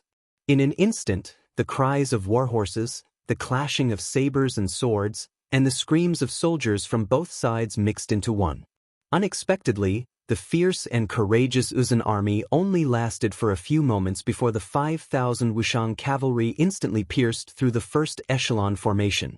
All the Uzun cavalry standing in the way of the army fell, their riders cleaved in two, their flesh and blood flying. On this plateau far from the central plains, Wang Chang's 5,000 Wushang cavalry displayed their overwhelming strength for the first time. Many Uzun cavalry didn't even get close before they were cleaved in two by the peerlessly sharp halo of Dusk Stallion, all of them dead. Don't panic. Hold your ground. Charge from the sides. The panicked shouts of the Uzun officers resounded over the battlefield, but before they could adjust their tactics, the 5,000 Wushang cavalry had already pierced through the second echelon formation, and then the third, the fourth. In front of Wang Chang's Wushang cavalry, the attacks and defenses of the Uzun soldiers were like pieces of paper. All the Uzun cavalry couldn't even stop Wang Chang's army for a moment. The Ney was in complete disarray, and in a few short moments, the Uzun had suffered astonishing losses. 3,000 for 1,000, 5,000, how could this be? How could they have such a powerful fighting force? At this moment, even Dian Pugil paled. The Uzun were renowned throughout the world for their fighting prowess, and there had never been an army like the Tang People's cavalry, which possessed such terrifying strength. The echelon formation came in wave after wave. In the past, even when facing opponents stronger than the Wushang soldiers, the echelon formation was able to block their charge until their speed dropped to zero. In this kind of wilderness, without speed, cavalry would only be a dead end. But even after piercing 10-some echelon formations, the Tang dynasty cavalry showed no signs of slowing down. Bang, bang, bang, ah. If one looked down from the sky, one could see that the 27,000 Uzun soldiers had been completely pierced through by Wang Chang's cavalry. Cutting formation. The moment the 5,000 Wushang cavalry pierced through the Uzun army, Wang Chong raised his sword and issued another order. Boom! The 5,000 soldiers made a sharp turn at an extremely high speed, but their speed didn't change in the slightest. Gallop! With the galloping of hooves, the 5,000 cavalry suddenly adopted a completely different strategy. In the blink of an eye, the army suddenly broke up into smaller groups that intersected with each other like nooses, slashing at the Tibetan army on either side of them. The three halos of Dusk Stallion boosted the 5,000 Wushang cavalry to an astonishing speed. In just a few seconds, Wang Chang's 5,000 cavalry had once more caught up to the Uzun army. These Uzun soldiers had originally been charging at Wang Chang's forces, but now, due to the inertia of their high-speed charge, they were being chased by Wang Chong and attacked from the rear, instantly throwing the army into chaos. Rumble! Countless war horses howled as they toppled to the ground. Wang Chang's group was much faster than them. Careful, they're coming from the rear. Just what sort of army is this? How could there be cavalry this fast? All the Uzun soldiers were stunned by the Tang People's army. In their minds, cavalry, no matter how fast, had a limit, but this Tang People's army had completely shattered their understanding. No army had ever been like them, charging at high speed, piercing through the enemy's formation and then turning around to catch up. It was like they were completely unaffected by the inertia of the high-speed charge. This completely overturned their understanding of cavalry. This was the only thought in the minds of the Uzun cavalry. Rumble! Rumble! The rear of the Uzun army was in chaos, but this was just the beginning. Sharp blades cut through flesh and blood. Wang Chang's 5,000 cavalry were divided into 100 squads, and like 100 nooses, they crisscrossed and charged at high speed. Even plate armor could not withstand such great power. Although the outside was undamaged, the internal organs inside were already shattered. The power of cavalry, the power of the warhorse's high-speed charge, and the power of the halos, when these three powers were combined, it was not something ordinary people could imagine. In this aspect, The Wushang cavalry was completely overwhelming. 6,000, 7,000, 8,000. Under the charge of Wang Chang's 5,000 cavalry, the Uzun army was completely routed. Not even 5 minutes had passed since the start of the battle, but more than 8,000 of the 27,000 Uzun soldiers had already been killed, and this number was still rapidly growing. At this moment, all the Uzun soldiers had fear in their eyes. The number of casualties was simply too astonishing. The strength of the Tang people's army had completely surpassed their imaginations. Bastard! 100 some zhang from the Uzun formation, Dian Pujiel was trembling, his eyes red. In the first clash, he had believed that he could use his enormous numbers and the charge of the echelon formation to block the enemy and then flank the 5,000 Tang people. Chapter 755. Summon the Qinghai soldiers. Finish them off in one round. Dian Pujiel's eyes blazed with fury. The deaths of more than 8,000 Uzun recruits had ignited his rage. No soldier of any other race could act so impudently on the Uzun plateau, especially the Tang people, who were primarily infantry. No matter who these people were, if they thought that by defeating these recruits, they could strut around and do as they pleased on the plateau, then they were gravely mistaken. He would definitely let them know what it meant to be the true ruler of the plateau. Rumble. Following Dian Pujiel's order, the remaining 20,000 Uzun cavalry instantly began to transform. All the recruits seemed to have encountered something and quickly parted to the sides. Behind them, smoke and dust billowed as a powerful aura rushed forward like a storm. In the blink of an eye, an army of more than 7,000 soldiers, muscular, was galloping forward. Unlike the other Uzun cavalry, the majority of the cavalry in the recruit training camp wore armor that was either incomplete or only partially complete. Only a portion of the soldiers would wear the full set of armor of the regular army. But this army was covered in thick and heavy red armor, and in terms of quality, it was even better than that of the regular army. This was a treatment that no other soldier enjoyed. But the most unique feature was their foreheads. In the center of their foreheads, near the center of their eyebrows, was a white mark about the size of a thumb. The 7,000 red-armored soldiers, seething with killing intent, galloped toward Dian Pujiel. Qinghai. On the chests of these red-armored soldiers were the words Qinghai, written in Uzun. Qinghai soldiers. These were the strongest force in Zhangzheng recruit training camp, the soldiers that Dian Mengpoj had written to covet. The Blue Sea soldiers were different from the White Braves, and they were also different from the other Uzun soldiers. They were not carefully selected from the 4 royal lineages of the Uzun, but from the Blue Sea, where the Uzun was located at an extremely high altitude and had a unique terrain. Qinghai had always been one of the most elite sources of cavalry for the Uzun Empire. The soldiers there were strong and talented, and the martial arts they practiced were completely different from the other Uzun soldiers.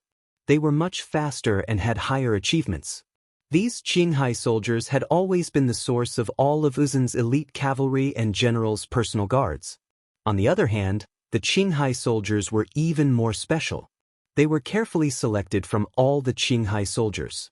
There were very few Qinghai soldiers to begin with. 7,000 Qinghai soldiers was already the limit. This time, Dian Pujiel had relied on his decades of experience in training recruits to stand out and be chosen by the Tsenpo to be the commanding general of the 7,000 Qinghai soldiers. Dian Pujiel cherished them and gave them special treatment. Although their training had not yet been completed, all their armor was in place, and nothing was missing. Soldiers were trained for 1,000 days to be used in a single moment, and now was the time for these 7,000 Qinghai soldiers to be used. Everyone hear my order. Follow me to kill the Tang people. Rumble. With this order, Dian Pujiel was the first to leap forward and charge at Wang Chang's group. Meanwhile, on the other side, Wang Chang's forces were sweeping through the Uzun forces, crushing them. The Uzun soldiers were constantly gathering and attempting to counterattack Wang Chang's forces, but all their resistance was futile. In the face of Wang Chang's cutting formation, the Uzun soldiers didn't even have a chance to regroup before they were scattered. Wushang village had always been known as the strongest source of soldiers for the Tang dynasty, and all the Wushang villagers were far stronger than ordinary soldiers. Moreover, the majority of the Wushang villagers were close to the profound martial realm, and with the boost from the Wushang Halo and the Halo of Dusk Stallion, the Wushang cavalry had completely surpassed the Uzun cavalry. Not even the regular Uzun soldiers could stop them, let alone these new recruits who were still in training. Rumble. One group of Uzun cavalry after another fell. Buzz. As Wang Chang's Wushang cavalry were slaughtering their way through, a strange feeling suddenly welled up in his heart. Wang Chong sensed something and raised his head. To his left, he saw a Uzun general riding a red warhorse amid a roiling cloud of dust. Behind him were tens of thousands of horses, tens of thousands of Uzun cavalry dressed in dark red armor. They seemed to cover the heavens and the earth, as if they could topple mountains and overturn seas. Together with the vast sea of Uzun cavalry, they roared and charged in his direction. Amongst the black-armored Uzun soldiers, these dark red armored Uzun soldiers stood out from the rest and were extremely eye-catching. Qinghai soldiers. As Wang Chang's gaze drifted over the white insignia on the foreheads of these dark red soldiers, a thought suddenly flashed through his mind. Unlike the white braves, Wang Chong had seen the Qinghai soldiers before. Their range of activity was not limited to Qixi, but also Longxi. Although he had only caught a glimpse of them, they had left a deep impression on Wang Chong. Although the Qinghai soldiers before him had not reached that level of power when compared to the Qinghai soldiers that had been tempered and baptized in the fires of war, they had already begun to take shape. The Uzun had 3 top-class armies, each of them capable of enormous destruction. On the battlefield, they were completely capable of influencing the course of a battle and the outcome of victory or defeat. The Qinghai soldiers' range of activity was too large, and towards the end of the Tang dynasty, this army had wreaked havoc on the Tang dynasty. Now that everything had begun anew, the world-renowned Wushang cavalry had reappeared, but the Qinghai soldiers were far from reaching the heights of the later generations. Now that he had this chance, Wang Chong would not allow the Qinghai soldiers to wreak havoc in the world and wreak havoc on the Tang dynasty. 10,000 streams returned to the origin. Without the slightest hesitation, the moment he saw the Qinghai soldiers, Wang Chong gave the order, and the Wushang cavalry, which had been divided into 50 groups of 100 men each and had been madly attacking the Tibetans, suddenly began to converge. In less than a second, the 5,000 Wushang cavalry had finished reassembling their formation. Kill! Charge! The warhorses thundered. This time, the two sides collided much faster than expected. With an earth-shattering bang, the two world-renowned cavalry units crashed into each other like two prehistoric beasts. Boom!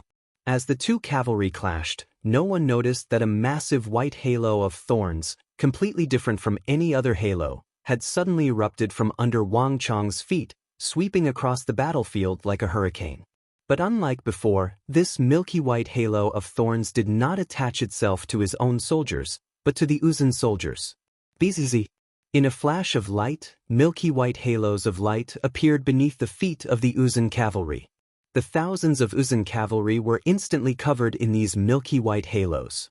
Under the effect of these milky white halos, all the Uzun soldiers, including the 7,000 Qinghai soldiers, were rapidly weakened by several levels. Not good. Dian Pugiel was flabbergasted by this sight, and even the resolute Qinghai soldier paled, instantly losing his calm and composure. A single stone stirred up 1,000 ripples. Ni. The 7,000 Qinghai soldiers immediately fell into disarray. Some of the Qinghai soldiers sensed the changes in their bodies and slowed down. However, the cavalry behind them continued to move at an extremely high speed, one slowing down while the others speeding up. A series of fierce neighs rang out as hundreds of Qinghai soldiers crashed into one another. Due to the inertia, they screamed and fell off their warhorses, falling under the hooves of the charging warhorses, and were trampled over by tens of thousands of charging warhorses. But this was only the beginning. With a heaven-shaking roar, the Wushang cavalry once more assumed formation. Immovable as a mountain, they charged like a bolt of lightning into the ranks of the Qinghai soldiers. Brum! Without any finesse or concession, a Wushang cavalry clashed with a Qinghai soldier in Ney. The sound of flesh against flesh was even louder than that of a collapsing mountain. The crimson-armored Green Sea soldier was flung into the air. If the original Qinghai soldiers had been able to fight against Wang Chang's Wushang cavalry, the effects of the bane of the battlefield had caused their strength to drop by several levels.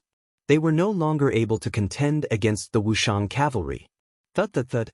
Countless Wushang cavalry charged, and the sounds of collisions, the neighing of horses, and the wretched howls of their horses mixed together into a cacophony of sounds. In this confrontation, the future world-famous Qinghai army was instantly torn apart.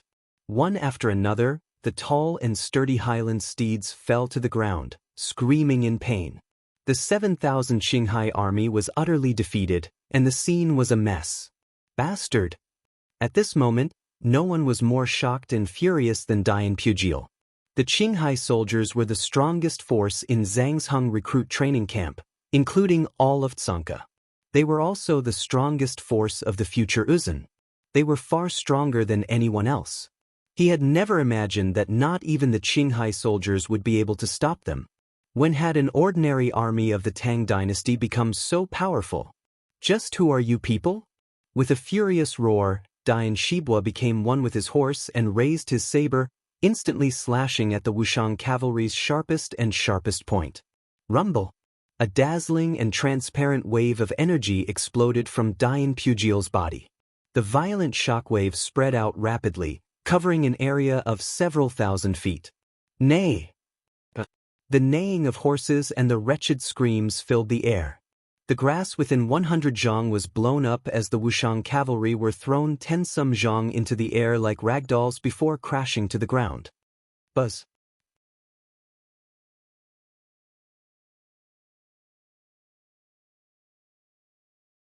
The speed of the transformation, the strength of the soldiers, and the tacit cooperation made even Dian Pugil's eyes widen. He had been training soldiers on the plateau for 10 some years now, and he had trained soldiers of all levels. But not even the strongest soldiers he had trained could be as well trained as this youth of the Tang dynasty, so well coordinated, so disciplined. This level of soldiers was not something that could be trained by ordinary soldiers or commanders. If he hadn't seen it with his own eyes, he would have found it very difficult to imagine that someone could train soldiers on a higher level than him, and that it was a group of Tang people who were not skilled in cavalry. But a moment later, Dian Pugil came back to his senses. Kill for me! Dian Pugil's eyes were frigid as he waved his saber and pointed it at Wang Chong. He could already tell that this youth of 16 or 17 was the commander of this strange Tang dynasty cavalry. As long as he could kill him, these Tang people would naturally collapse without a fight, their crisis resolved. Neigh! His warhorse neighed as Dian Shibua became one with his horse, leaping into the air like a heavenly dragon and charging at Wang Chong. Umph! On the other side, Wang Chong's eyes chilled and he sneered. Slapping his horse, he turned around and charged like a bolt of lightning toward Dian Pugil. Kill! Kill! With a roar, Wang Chong pointed his sword at Dian Pugil as he gave the final order to charge. Boom! Neigh! The speed of the two generals was so fast that this distance was nothing to them at all. With an earth-shattering boom, the two figures in the air merged into one and soared into the sky, violently colliding with each other in the void. Clang! At the moment of impact, Wang Chong's body flashed with a dazzling radiance that surged out from Wang Chong's feet and attached itself to Dian Pugil's. In the blink of an eye, Dian Pugil's strength had dropped. Even someone as determined, calm, and ambitious as Dian Pugil couldn't help but grimace at this moment. The martial general halo. In this clash, Wang Chong had immediately unleashed the powerful halo he had obtained from the Stone of Destiny. Rumble! The heavens swayed and the earth quaked. A dazzling light, like a sun descending to the mortal world, erupted from the point where Wang Chong and Dian Pugil had clashed, rapidly expanding in every direction. Fierce stellar energy stirred up gales in the area, and all the warhorses in this area, whether they were Uzun soldiers, Wushang cavalry, or Qinghai soldiers, were sent flying. Run! Danger! In the face of a clash between two commanders, as well as two supreme experts, everyone fled in fear. Dian Pugiel was an expert at Tier 3 or 4 of the Saint Martial realm who had been overseeing Tsonka for many years, but this was the first time they had seen him fight. As for that youth of the Tang dynasty, although no one knew where he came from, anyone who could directly contend against Lord Dian Pugiel could easily imagine his strength. However, in the blink of an eye, just as everyone was about to dodge, they suddenly heard a long and excited hiss in their ears. Nay! A crimson figure soared into the air like a rainbow, and before anyone else could react, he swung his saber at Dian Pugiel to congratulate him on the new year. Rumble! Even Dian Pugiel paled in the face of Li Sai's all-out attack. Li Sai had always been very strong, and he was also borrowing the power of his Fergana horse's charge. Now that Dian Pugiel was facing a pincer attack from both Wang Chong and Li Sai, he found it difficult to defend himself. Bzz. In the blink of an eye, the stellar energy barrier around Dian Pugiel's body dimmed. But it was far from over. The neighing of horses came from all around Nei, and from a distance, one could see that the 5,000 Wushang cavalry that had charged into the Uzun army had suddenly retreated. The 5,000 Wushang cavalry, divided into 50 groups, shot toward Dian Pugiel like bolts of lightning. By the time Dian Pugiel, Wang Chong, and Li Sai had fallen to the ground, all the Wushang cavalry had already begun to charge. Boom, boom, boom.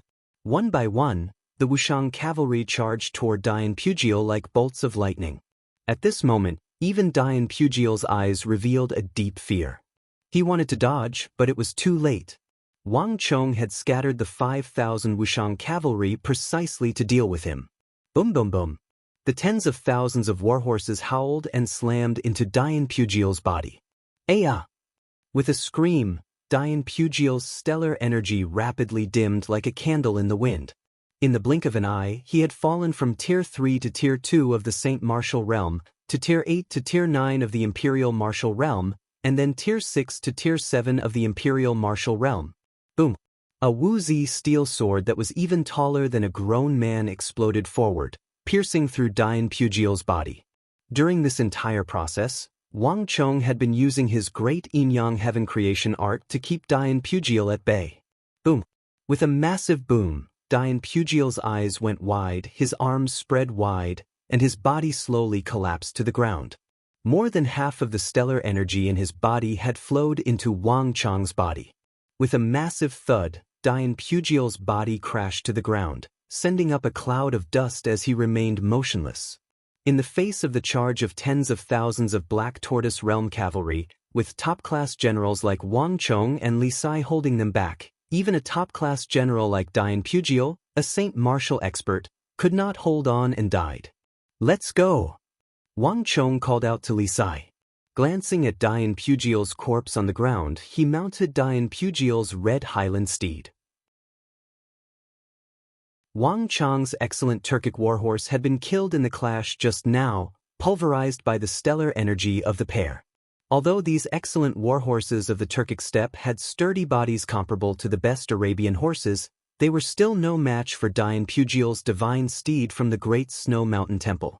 In a clash between top-class experts, the problem of their bodies not being sturdy enough was immediately apparent. Arrow formation charge. Wang Chong waved his sword and gave the order to charge once more.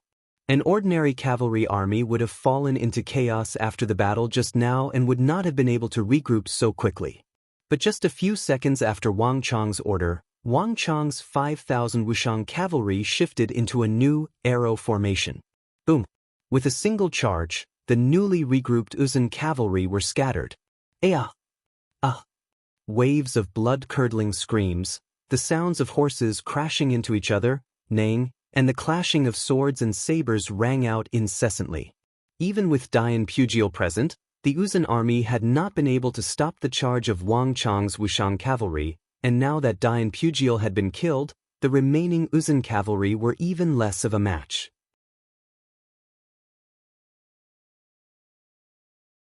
Chapter 757. Buzz. Wang Chong slowly glanced at the scattered Uzun soldiers, then quickly looked away and closed his eyes to cultivate. The blood energy in his body was seething, and he had absorbed at least half of Dian Pugiel's stellar energy.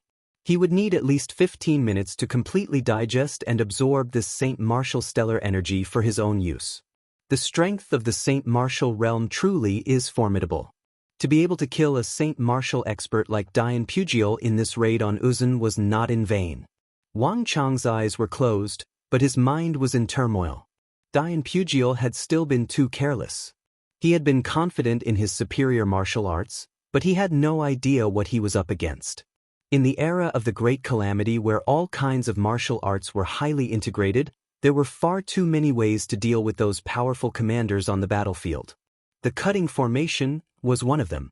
Using the strength of the 5,000 Wushang cavalry to exhaust Dian Pugiel's stellar energy to the bare minimum and then kill him in a single blow was a classic example of the cutting formation.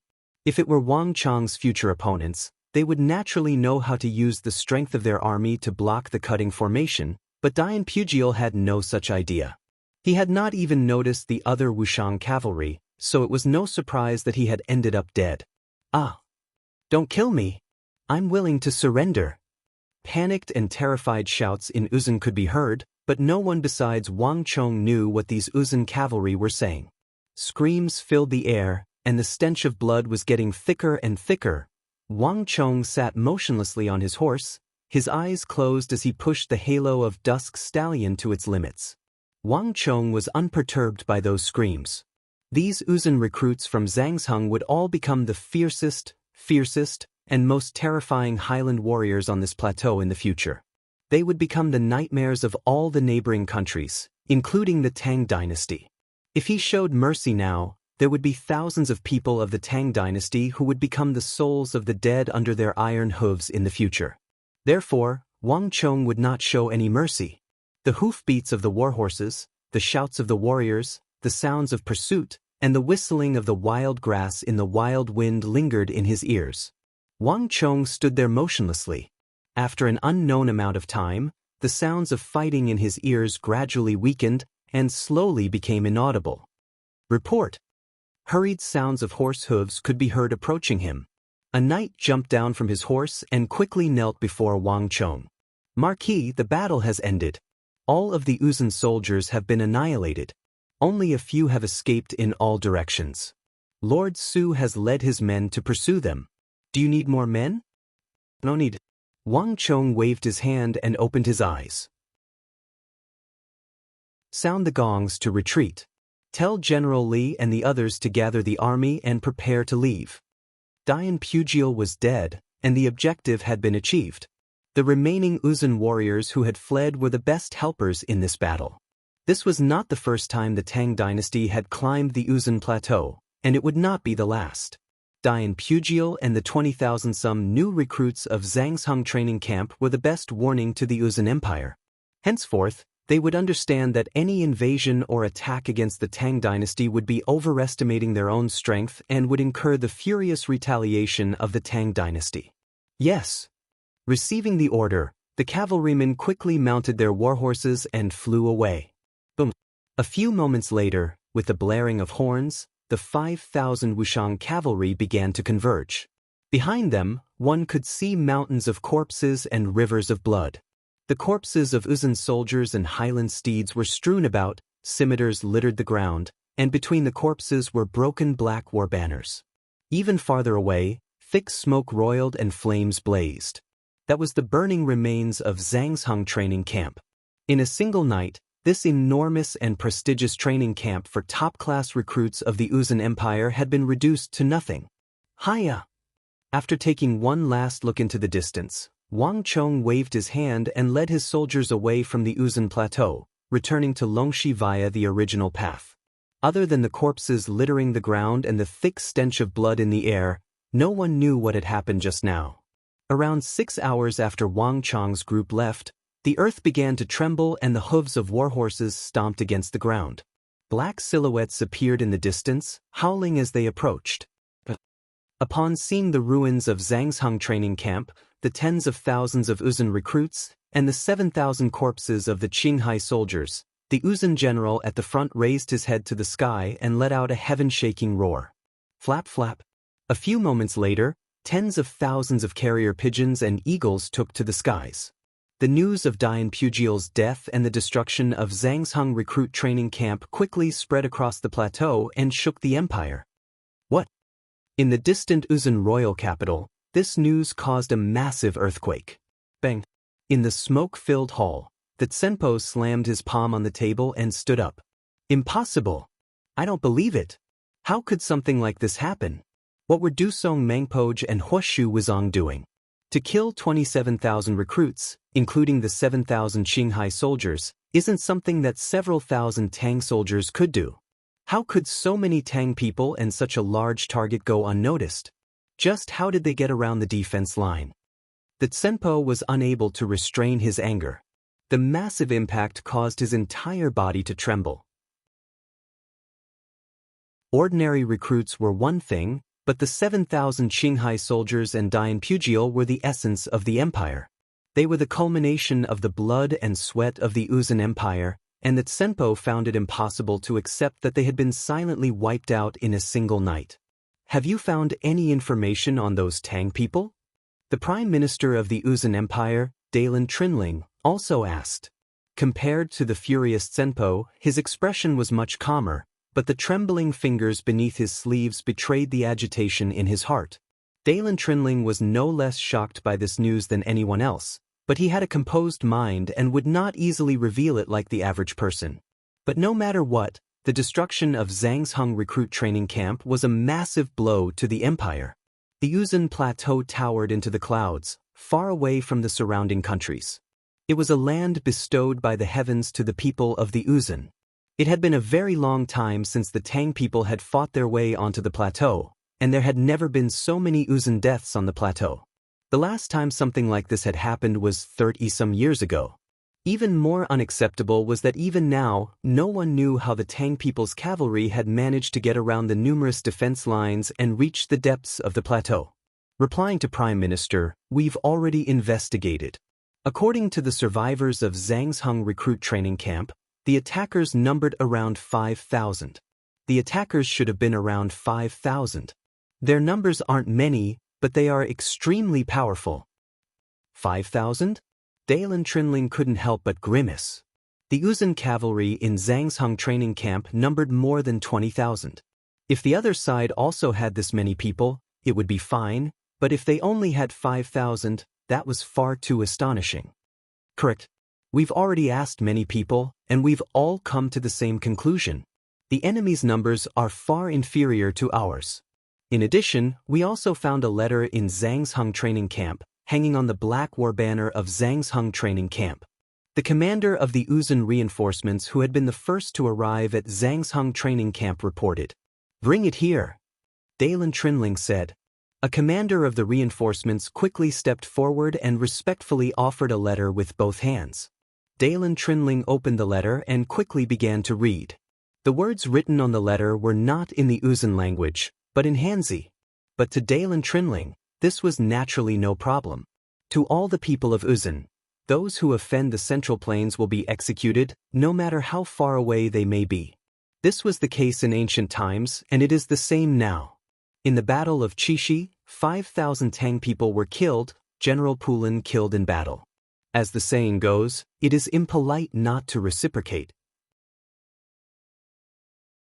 Today, I have come to the plateau to deliver a grand gift. I hope that all of you will kindly accept it. The young Marquis of the Tang dynasty, Wang Chong. Dalan Trinling's pupils constricted as he read the last line, his face paling. He had imagined all sorts of possibilities, like Geshu Han's long-distance raid, or Fomin Linta's ambush, but he had never expected this name. Wang Chong. In the Uzun, this name was receiving even more attention than Geshu Han or Fomin Linta. Dalan Trinling had imagined all sorts of possibilities, but he had never imagined that it would be him. The War of the Southwest had just concluded, and the plague on the plateau was still not over. Yet this name had once more appeared on the plateau, and it had even destroyed one of the 3 most prestigious recruit training centers of the Uzun Empire. Bastard! Dalan Trinling's hands were clenched, his face ashen, his mind exploding with killing intent. The incident at Sanka's Zhangzhung recruit training camp had spread to all of Uzun. At this moment, not just the royal capital, But even the distant north had received the news. The huge change had also caused a great shock here. Not just shock, but also extreme rage. Wang Chong! There was an earth-shattering roar. In an instant, a terrifying force filled with destructive power exploded, blowing a black tent into pieces. General! In the surroundings, the White Braves retreated in fear. General Dian Pujiel had died in battle and Zhangsheng recruit training camp had been destroyed. Everyone knew that the general was at his most furious, most terrifying, and most dangerous. After all, the two of them shared the surname Dian, and they both hailed from the Dian clan. Wang Chong! I definitely won't let you go. You're tuning in to the Passion Pages YouTube channel. We're so grateful for your support, and don't forget to subscribe to join us on this incredible journey through captivating stories. Your generosity through donations truly makes a world of difference, as it's the primary source of revenue that allows me to expand and enhance this channel for you. Thank you from the bottom of my heart for being a part of this adventure.